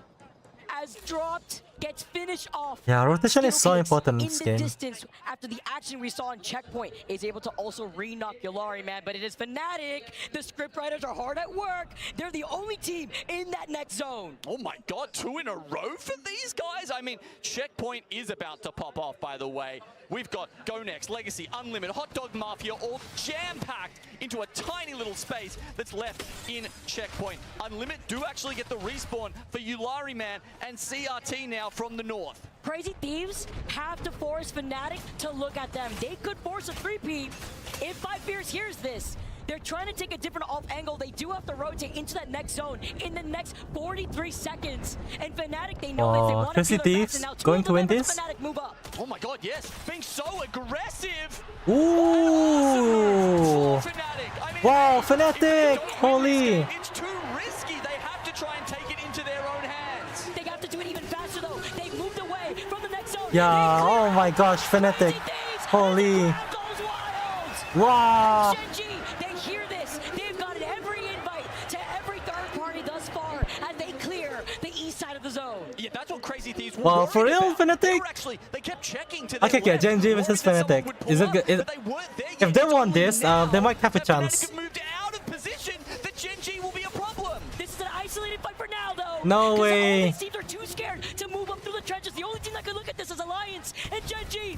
They push up onto a bludgeoned Fnatic. They're trying to reset. Colonel, he pops the bet for now as Hot Dog Mafia get eliminated in your feet. But this is such an important fight. Yeah, Gen G, I think they're gonna run lose for this. Fnatic. TSM Gen G. and E36 are the only match point teams left alive. E36 Yeah. in a great spot as Fnatic get Nah. punished for their hubris. No way, JNG just, you know, instantly third party Talking that. about Alliance on Storm Point. 5F still alive. UNL, who have greased so many match point teams. But I think TSM is winning this, no? E36, TSM with a different representation. With amazing young talent, have moved up with no dub necessary throughout the course of this whole tournament. Have 55 points. It doesn't pull to them. They see the zone in their minimap right now. Plans have to be made very quickly as they start using the CQs towards Five Fears. Unlimited on a tear. And TSM trying to jump in on this. They have to be careful. They cannot overextend. They know that they can wrap behind them. They're looking to their backs in case E36 push this. Because this is a 3-4 pileup. Legacy, Unlimited, Yeah, Gen G showing I think face, TSM is and winning this, TSM guys. want to clear the south side. No way, TSM is winning this for sure. Involved in this as a match point team? Certainly not with E36 coming up on the back. Fair. They want to win as well, though. Apparently, this is just too much for them, and they decide to play it safe. That leaves TSM alive. History in the making with this young What is player, Panic doing? Like, he tries to get the just play beat, passive, man. and Dexter doesn't look You're to on the match side. point. The EMP You don't need kill. procced, and with some help from Dupe being Oh on the my crypto gosh, Panic node, literally trolled. Panic, he gets taken out, and Ziki with Dupe is We're right at 36 there. winning. Down as he tries to get the reset. It's a trade. Ziki still up on the high ground though. They're forced to play up. Yeah, Panic threw so much. What the heck is that guy doing? Their move. Enterforce 36 are in.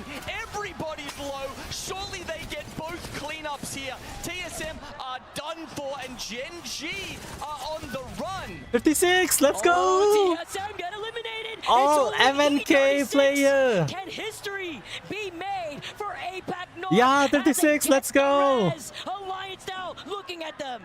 Are they winning? Are they winning? Would be good if they're winning. Defensive bombardment. I was waiting for it. And Wow, Effect is 36 trying winning to this, fly guys. away from it, but has it come too early? I saw Hockeys on the drone, and they heard the fight, but they want to take this fight versus VP first. Wow, 36, They all looked at MNK E36, player. but neither of these teams want to commit. I mean, we know what happens Wait. here. There's 3 teams. The first 2 to fight should lose. If 36. there is a way for Enterforce 36 to force them into each other, they can be champions right here, right now. Surely, VP and Alliance know that this is E36. Neither of these teams want to extend on each other. E36 gonna win this. There's no way they don't win this. We'll run the Pathy. VP are running the Gibby. It's so important because you could still have a possible EMP in a final zone like this. As we Oh, no, said, no a way, no way, team, no so way. That is a lot to keep track of. Will they be able to to know who They got angle here. First knock, it's on to Justna. Alliance said, do not forget about me. They have Pride Rock. They gotta back away. They see E36, but they do not want to push in. Only just getting purple armor. They got the now. rest, right? We Yeah, talked about they got the how rest. hard it would be for Alliance playing that spot all game long and having to be chill and wait for their moment. This looks like it, but presumably E36 have got the revive by now. Yeah, there's no way 36 gonna win this. They're not winning this, guys. They are in a really bad position. Move in right now. Round 6 closing behind their backs. Will we get more Apex? E36, one defensive character. VP have Whoa, they might be. They're fighting. Oh yeah, and they have. Okay, they have Valkyrie. Okay. Ooh, are they winning? No. One done. Alliance decide to pick a shield. It doesn't work out well for them. Just no. We get more Apex. Bring it back around. Yeah, the game is gonna get an extend. Yeah, VP's finally won. Oh my gosh. VP's finally won, guys. You see, that's the thing about finals lobbies, Vicky. Oh my gosh, what the heck is that? Even when you got 8 teams on match point, there's still a ton. Yeah, I think the last one is gonna be the true last game, guys. The importance of the composition right there. Oh my gosh, this got teams, extended way too VP long. and Alliance knew. They knew that was a Man, match I wish point team. Enter They Force knew. 36 Based off gonna that win comp alone, after that. A match point team isn't gonna get isolated and called out by playing Pathfinder and Gibby. They knew. All they had to do was stop fighting each other. They waited for E36 to land, and even if they could clean up some KP, it's better to keep this series going. Yeah, I don't know what's wrong with Alliance over there. It would be that insane to play Pathfinder when you're on match point. I'm sure they could have predicted that from the early pull. The fact that Alliance was dropping there, they were in the area, and Hackers is one of the only players in this lobby who would pick up a Pathfinder. And it's Virtus Pro, a team that was flying, thriving, and succeeding when Gibraltar was meta, that use him to its fullest extent here at the pointy end of a match point finals. Depth is important here. The more legends that get banned out, the more you need that depth. And look, maybe we'll just keep getting the controllers banned, but either way, they've been flexible. The crowd's also really happy because I think being able to welcome another team to the Match Point Club is unlimited. This is getting intense. They were fragging out, trying to grief all the edge teams, trying to predict where these Match Point teams wanted to position themselves if they wanted to take their time on these rotates. And if I'm not wrong, that's the first Japanese team we've got who now is on match point and has the chance to take it out into Force 36, obviously also from APAC North. But the home crowd, they have absolutely been cheering for their own teams. And of course, Supernova for some reason. But unfortunately, haven't seen quite as much from them here in our match point finals so far. That said, 37 creeping up there. Maybe they're going to be next to hit it. Crazy to say that almost half the lobby in our ALGS Year 5 match point finals are at match point. So much at stake here, Genome. And to consider the fact that that was Storm Point, to see the teams that were trying to hold back like TSM, you talked about it, it just looked chaotic. Do you really want to take some of these fights? Sometimes you have no choice but to clear that side of zone. Unfortunately, the zone doesn't pull towards you, and you did not get ahead. Well, I think Fnatic, they just, it was the right decision, right? They had the spot, they needed to clear out their backs. There was an opportunity to do it. Genji and whatnot weren't coming over just yet. But they stayed there. They looted for like, what was it, like 30 seconds? They needed to go back. I was just like, yes, they've done it. And then I was like, you're going back now, right? You're going back. Why are you still there? And it's great too because terms of timing, Genji was like always there. Genji was always there to fight the teams that were looking to reset. You could get the Evo Shield swaps, but they're out in the open, in the middle of the water. And even if it wasn't Genji, other teams are looking at them. Even Alliance trying to hold the split position without giving up that southwestern side of that zone. And look, speaking of Gen G, they actually picked up 12 kills there, Vicky. That's not too shabby whatsoever. Unfortunately, the prediction of, well, it wasn't a prediction, but, you know, bringing up the fact of they're so good at converting top fives didn't come true.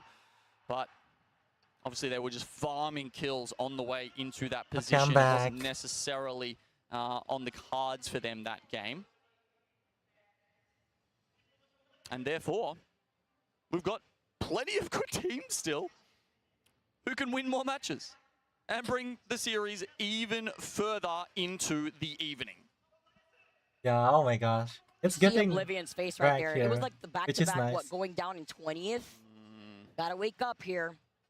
As we keep going into Game 9, we will go back to Storm Point, though, and that is important to note with the teams that found that success. We're able to go for those early rotates. We're probably going to see those different compositions line up. Maybe teams rocking unorthodox compositions to kind of let the other teams that aren't at match point know that, hey, obviously we're here. We aren't one of the teams that you want to grief. Maybe we'll help you grief them instead, kind of like a silent commodity. And now looking at the teams here, there's a lot of pressure for these players that you could currently see slumped over their chairs. The longer the series goes, the more your energy gets sapped, and you know, some of that training comes into it. How much resilience do you have? Kind of hoping Gen G has a little bit. Obviously, they had a priority pick here, Lightning Rod. It paid off for them, finally, in Game 8. And in Match 9, as you said, they go back to Storm Point. Maybe they've got a chance to run it back and do even one better. Virtus Pro, our winners.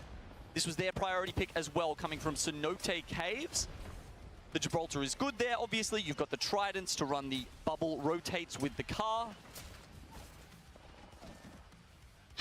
Looking at this final zone, this is crazy. Seeing VP with the opportunity, kind of like a handshake, a nod off to Alliance to wrap up on the other side of E36. A nice little I really wonder who's gonna win of this. where VP is Like, currently legit. situated. We still don't know. Finally, some smiles. I mean, imagine going 7 games. Alliance MT's used to to doing wrap a up lot on the better than other that. side of And having to wait E36. this long A nice little Okay, I really wonder who's gonna get win where this. going, you know, must have been weighing on him as the IGL, the one who a lot of this weight, this pressure hangs on. It's also blissful to see it done with Lou being on the Gibby, right? Like, we've seen that so many times. Now they feel a lot more elevated. They could carry that momentum into match number 9. We got some more Apex, more action. And I wouldn't have it any other way, guys. This match point finals, it's heating up. I may have to clip onto Tencent. We'll have to see on the other side of this break. Okay, who's gonna win now? Galleria, the official PC partner of the ALGS Year 5 Championship.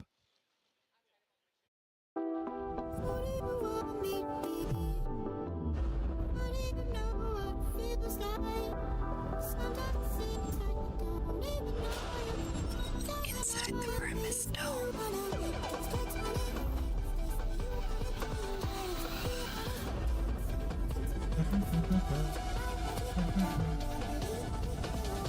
New dreams in the dome. Yeah. Rookie. Yeah.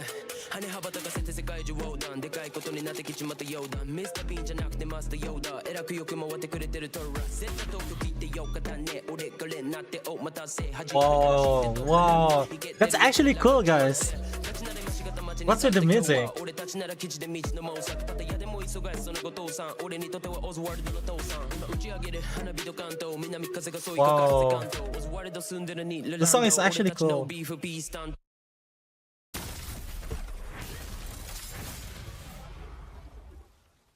So that's the problem. I won't.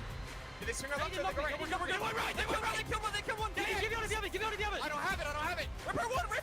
Report time. They traded, guys. They traded. I'm flying up. Okay, I'm looking left right now. Come down right. Come to me. Got one. Let's see. Pop on me. Blow me. Dead. Lost one. Solid. Let's go. Back in it.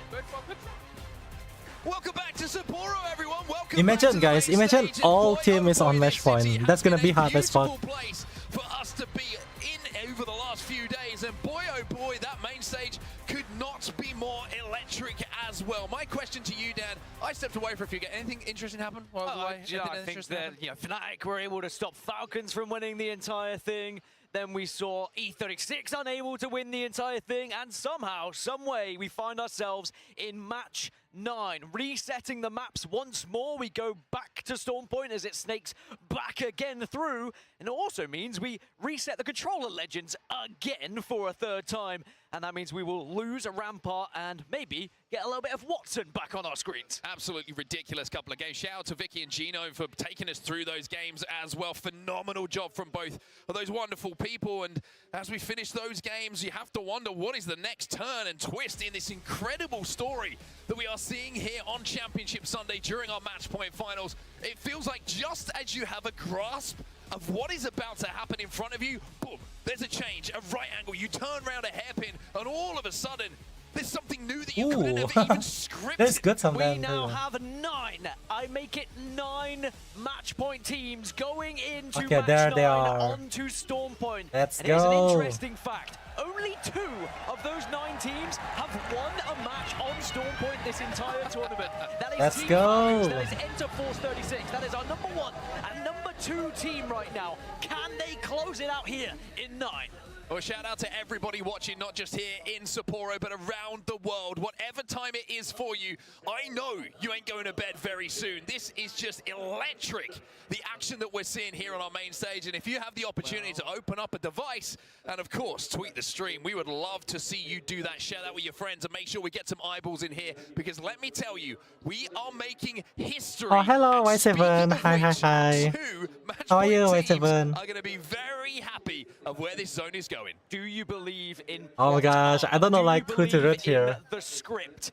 We might just be heading down towards For now, Team Falcons. E36, Unlimited. Oh, Unlimited is so much fun, nice. TSM already moving down as well. Remember, they are also on match And point. Oblivion, I think, for Can now. anyone keep this going? I mean, there's still 11 teams that can change and maybe stop this going that way, and there are some brilliant teams there as well. Think about it. You've got Shopify Rebellion. You still have Go Next. You still have Alliance. Virtus Pro, who we already just saw. But yeah, Fnatic VP actually climbing up previously. now. Fnatic, who have already found a win They were previously. struggling like There is on no 12, guarantee 20 this is gonna be points. done I mean, here in 20. Yeah, this is going to be another Yeah, they were on incredible game. 20 Just place looking at where the zone for a is long going, time. we had that discussion before. You know, during match point, it feels like you get one chance to win it. I thought that Falcons game on Olympus, where Fnatic Clutch was that moment. It slipped through That their fingers. moment, true. Now, though, with the zone going their way, maybe, just maybe, they're going to be presented with a second chance. But TSM are already here. And the plays that we've seen from this young man have been way beyond his years so far. He's fearless, which sometimes you get with that younger player, but he's also been very calculated with some of those plays he's been making on Wraith. Oblivion also moving very quickly here. They've been the target of teams in the early stages of the games for the last 2, falling in the very early stages. But can they survive a little bit longer? Diesel has gone down to Fnatic, and Yuka is full sending it across the cannon right now. Everyone is starting to head down towards Echo HQ. People want to beat the traffic there so they can start to cozy up, find somewhere to call home before it starts. I'm good, I just woke up. How are you? Yeah, I'm doing good too. I'm doing good too. Oh, we just woke up. Oh, yeah. At what time it is today for you on your country? Close. So close. It's crazy to watch it when you know where teams are, but you got to remember all those 3 teams are blind to who is in those final 3. Ouch. So for E36, they're just trying to make something happen, just cause some sort of carnage and confusion to call themselves champions. But they're second in the overalls right now, 71 points, but second will feel like almost dead last if they can't close out here on match point. And the second most winningest team on Storm Point, only beaten by Falcons. 3 wins this tournament on Storm Point for Falcons, 2 for E36. They're definitely the favorites. Now, Go Next. They've already got 1 knock here.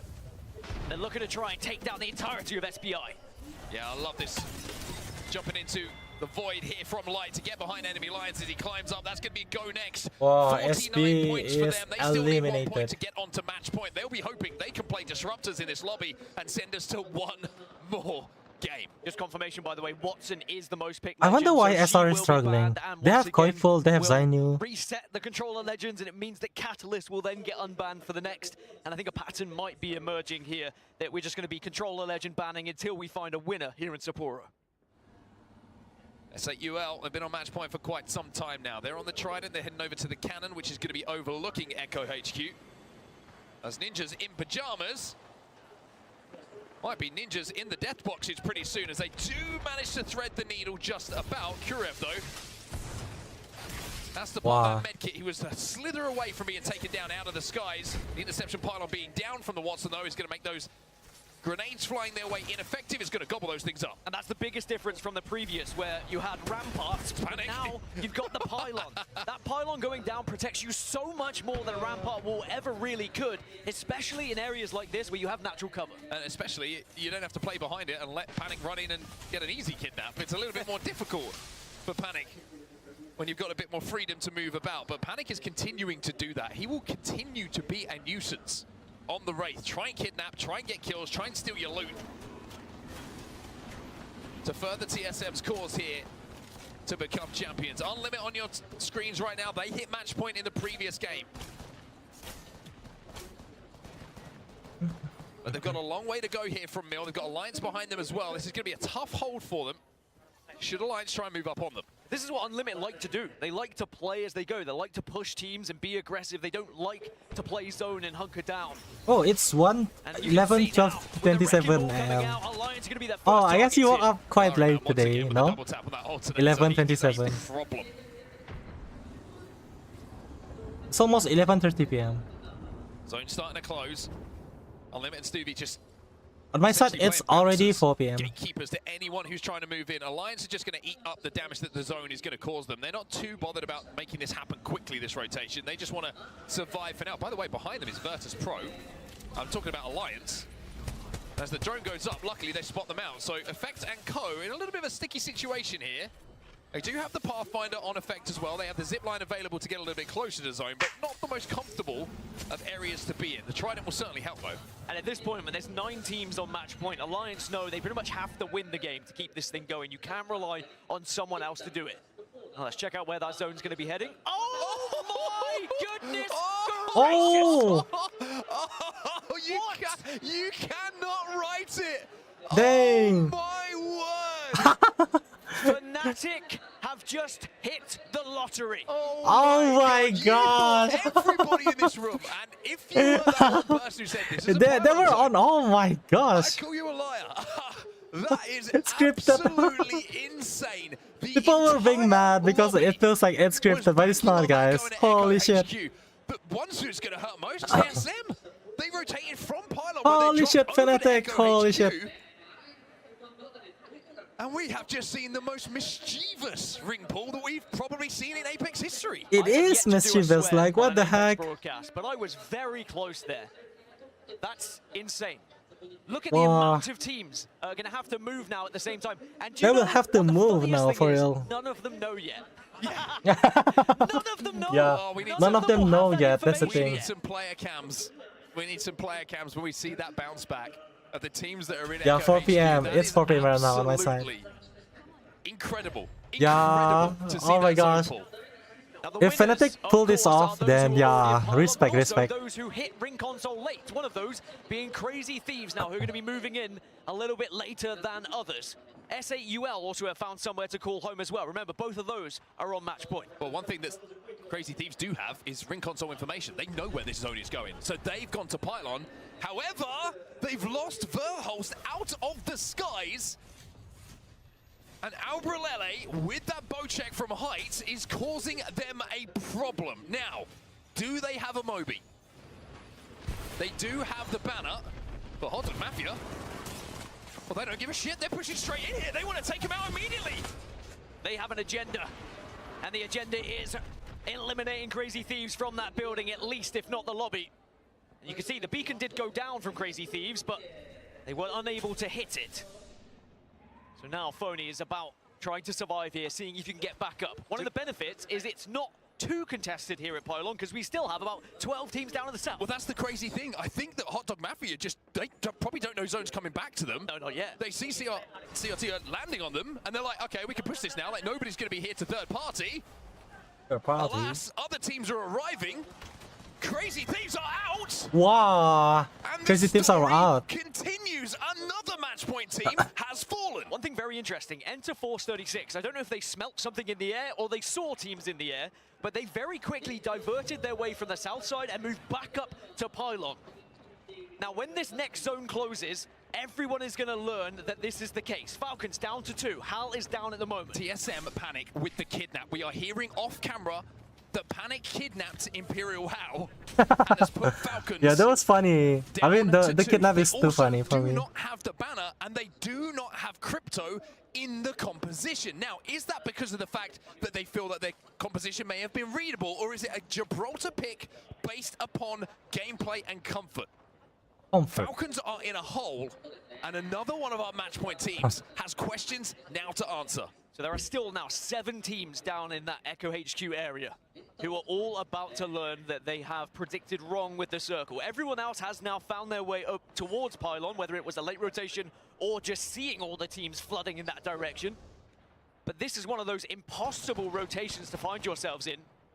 The one good thing for Falcons, bar the fact they are just a duo, is they are the furthest ahead on that western side to start moving up towards Pylon.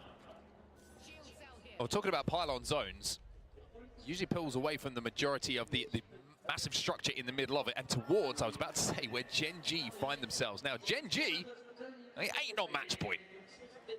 And sometimes they've been guilty of throwing games away by taking fights they don't need to take. Now, the fact that they have zone coming their way, they have their backs cleared as well, Gen G don't really have to do much here to be in a great position for this end game. So Gen G are a team certainly to keep your eye on in those closing moments of this game. All the teams that had Valkyrie, by the way, straight out and back into Pylon. But not everyone does have Valkyrie. NIP without any way to go up into the sky, but they do have an RE45. And remember, the Go Next only needed a couple of points to hit match point. And Go NIP Next will be eliminated and do not make it. 49 points still.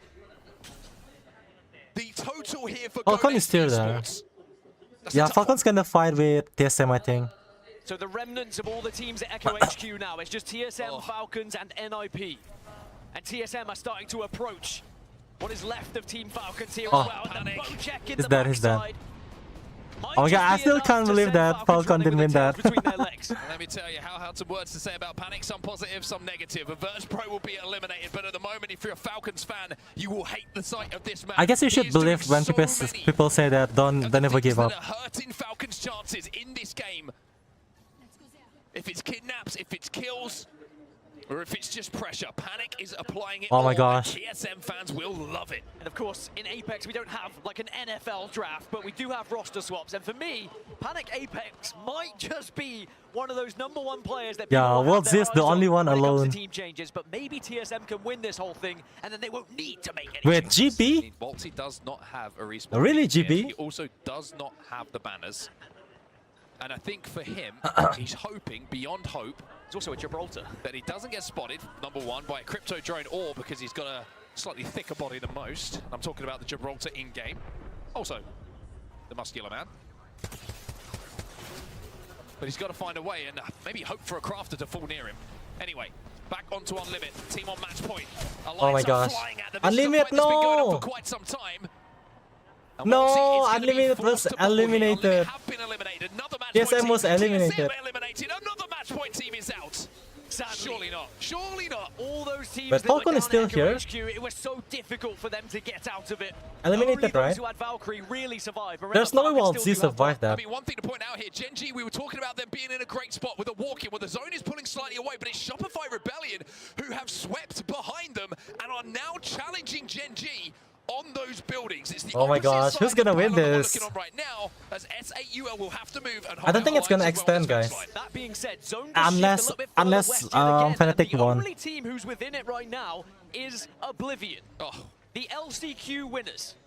The team that wasn't meant to be here until they put their destiny in their own hands by dominating that competition. Could they somehow, maybe, find a victory here. Still so much to do. Hot Dog Mafia and Legacy also in a similar area on that northern side. Effect has gone down. SAUL, their job right now is to hold out Alliance, and by taking out one of the best fraggers in Apex history and making all of the right steps to do so. Effect finished off by Legacy as well. Shopify Rebellion have been eliminated, by the way, and Gen G have survived. That was a combination of Oblivion plus Gen G. Oblivion have got an angle. Waltzy down. Falcons eliminated. Another match point team falls, which leaves us to just 5 still alive. Alliance got the respawn onto Effect, so he'll be back in the game in a few seconds' time, but it's Fnatic again breaking Falcon's hearts. Kraber in the hands of Libel Ace. Has a little peek through the window and says, I dare you. In fact, I think he said, actually, I double dare you. So that leaves us with Enterforce 36, Grow Gaming, Oblivion, SAUL, and NIP with the chance to win it here. SAUL taking to the skies, by the way, to try and find a way towards this zone. It looks like they're going to have to swing round and circle to find somewhere to land. It's not looking like a comfortable landing for them, but they found somewhere. Find a gap. Oh, S8. Is it going to be S8? It's okay for now, and that's, again, one of those situations you just play what is possible at the moment. And you have to take it one step at a time. The important thing is they've got control of that door. They've got the fences down. Anyone who steps on that door or tries to open it is going to be stunned by the effect of the Watson fence across the door. So now that they know that door is theirs and nobody's going to push through it without them really knowing about that, Gen becomes a little bit more protected as well. And Alliance somehow have got to the north side of this zone, up But until 3. Alliance! It's on Alliance! Vulnerable, but they will be the only team. No way! What's it this? Oh my gosh. The zone is unpredictable. Bless me, S8, Oblivion, Grow, E36 and NIP. Watson fences, pylon down as well. They can hold this for quite some time. And it is one of the very few areas that has... Imagine if Alliance won though. Everything else leaves you a little bit vulnerable. Other than that, maybe Hot Dog Mafia can hold on to the tip of the building. One interesting thing to highlight for Oblivion, by the way, is how they're actually being helped out in a strange way by what happened to Crazy Thieves a little bit earlier. The reason I say that, that's the building that Crazy Thieves landed in. They got a respawn beacon down, a mobile respawn beacon down on one of those doors. Now, the doors have been blown off as to where that zone is going to be pulling, but having that respawn beacon down, it's just given them more cover. It's essentially an indestructible door for them to play behind. Well, in 15 seconds, this zone is about to close. And oh my gosh. Oh my gosh. Outside of this circle is NIP! Another one of our match point teams eliminated by Supernova. Can they be the squad that keeps this thing going into match 10? I don't know, man. Why did NIP go over there? This is incredible to watch. Grow Gaming and Dropped. He's always been so close to calling himself a LAN champion, Apex Legend. So many times that he's been on the precipice, match point, second place is in that big moment, hasn't got it done. Maybe today is that day. SAUL back to the skies as well. This is where Alliance will have to hold. This is where Gen G will have to hold. Teams Go! going to try and take this spot off of them. And it's the Gibraltar who falls of all of the legends in the competition. Oh my gosh. Grow is down for now. No luck, and Grow will fall. Enter Force! 56! Eliminated. It is just Enterforce 36 and Oblivion still alive. And E36 are just a solo. But okay, is it gonna be Oblivion? A full, healthy 3 inside that pyramid building, but Alliance dominate the north. Supernova yeah, Fnatic, unfortunately. Look at the mess here in Pylon. Oblivion again kills Fnatic. Yeah, I thought the zone will be here. Yeah, that was unfortunate. Fnatic was eliminated. E36 out. It's all up to Oblivion. The only team left in this lobby who could win the whole damn thing. Okay, Oblivion, let's go. Unexpected, the LCQ champions, but they've got to move, and now they're vulnerable, and Blinks has taken so much damage. When they get the gen down though, that's going to buy them a little bit of time to reset here. Is it enough 5 squads, 5 of them. Let's go, let's go. Monsoon pops that medkit, unlucky, trying to pressurize Oblivion, who are all stuck on that staircase. Oh, Supernova! Supernova wrapping behind Alliance, unlucky gets caught out. And it's a mere on a mere violence that could help Oblivion survive here. Is that a lifeline for Oblivion? Legacy now eliminated. Hot Dog Mafia will own the south side. Alliance on the north, but remember, they're just a 2 right now. Okay, Oblivion. Threat to this, but look at this position from Oblivion. The bang set the zone. They fortified it as well. Technically, they have to Go kill Alliance and you're gonna win. Supernova are going to be vulnerable to the Hot Dog Mafia push. And look, they can get pinched. They can happily get pinched here. Oblivion, in my opinion, game-winning position. Wow, game-winning position, true. The trials and tribulations of Monsoon's career. Wow, is Monsoon gonna win at last? Could he be a world champion alongside what has been a beautifully built team? They're making the play. Okay, Alliance done. One. They are making the play to win a Chill. Sometimes you've got to be brave. Sometimes you've got to take that risk as Alliance will fall Okay. next. Oblivion into the top 3. Okay, only 3 left. Wait, is there anyone surviving right now? Just jump onto Oblivion. Oh, SN is still here and Hot Dog. To their best ability. Fence up. Watson play a key. Hot Dog Mafia looking to wrap. Supernova are kind of the key to this. Oh my gosh. From Hot Dog Mafia is helping Oblivion pinch them. Monsoon has to put the battery. Manages to do so. Wow, Oblivion versus Hot Dog. Let's go. Man. The IGL of this team, this young man from Canada, alongside 2 of the most experienced players in the Apex Legends Global Series, has the chance to win it, but they have to jump over this wall, and they have to deal with this quickly. Okay, go. Down. Oblivion. Go, Oblivion. Hot Dog Mafia from Homeless. Oh. Oblivion. Oh my gosh. Oblivion won. Oh my gosh. Oh my gosh, I'm so happy for them. Yeah, look at how happy enemy is right now. Wow. Wow, they're actually winning. Holy shit. Deserve. There is not a single member on that roster. Deserve, totally deserve, guys. Holy shit. As Oblivion's Monsoon springs Oh my gosh, Oblivion. cannot contain his emotions. And why would you? Yeah, this is truly deserved, guys. This is truly deserved. Deserved win from Oblivion. Oh my gosh.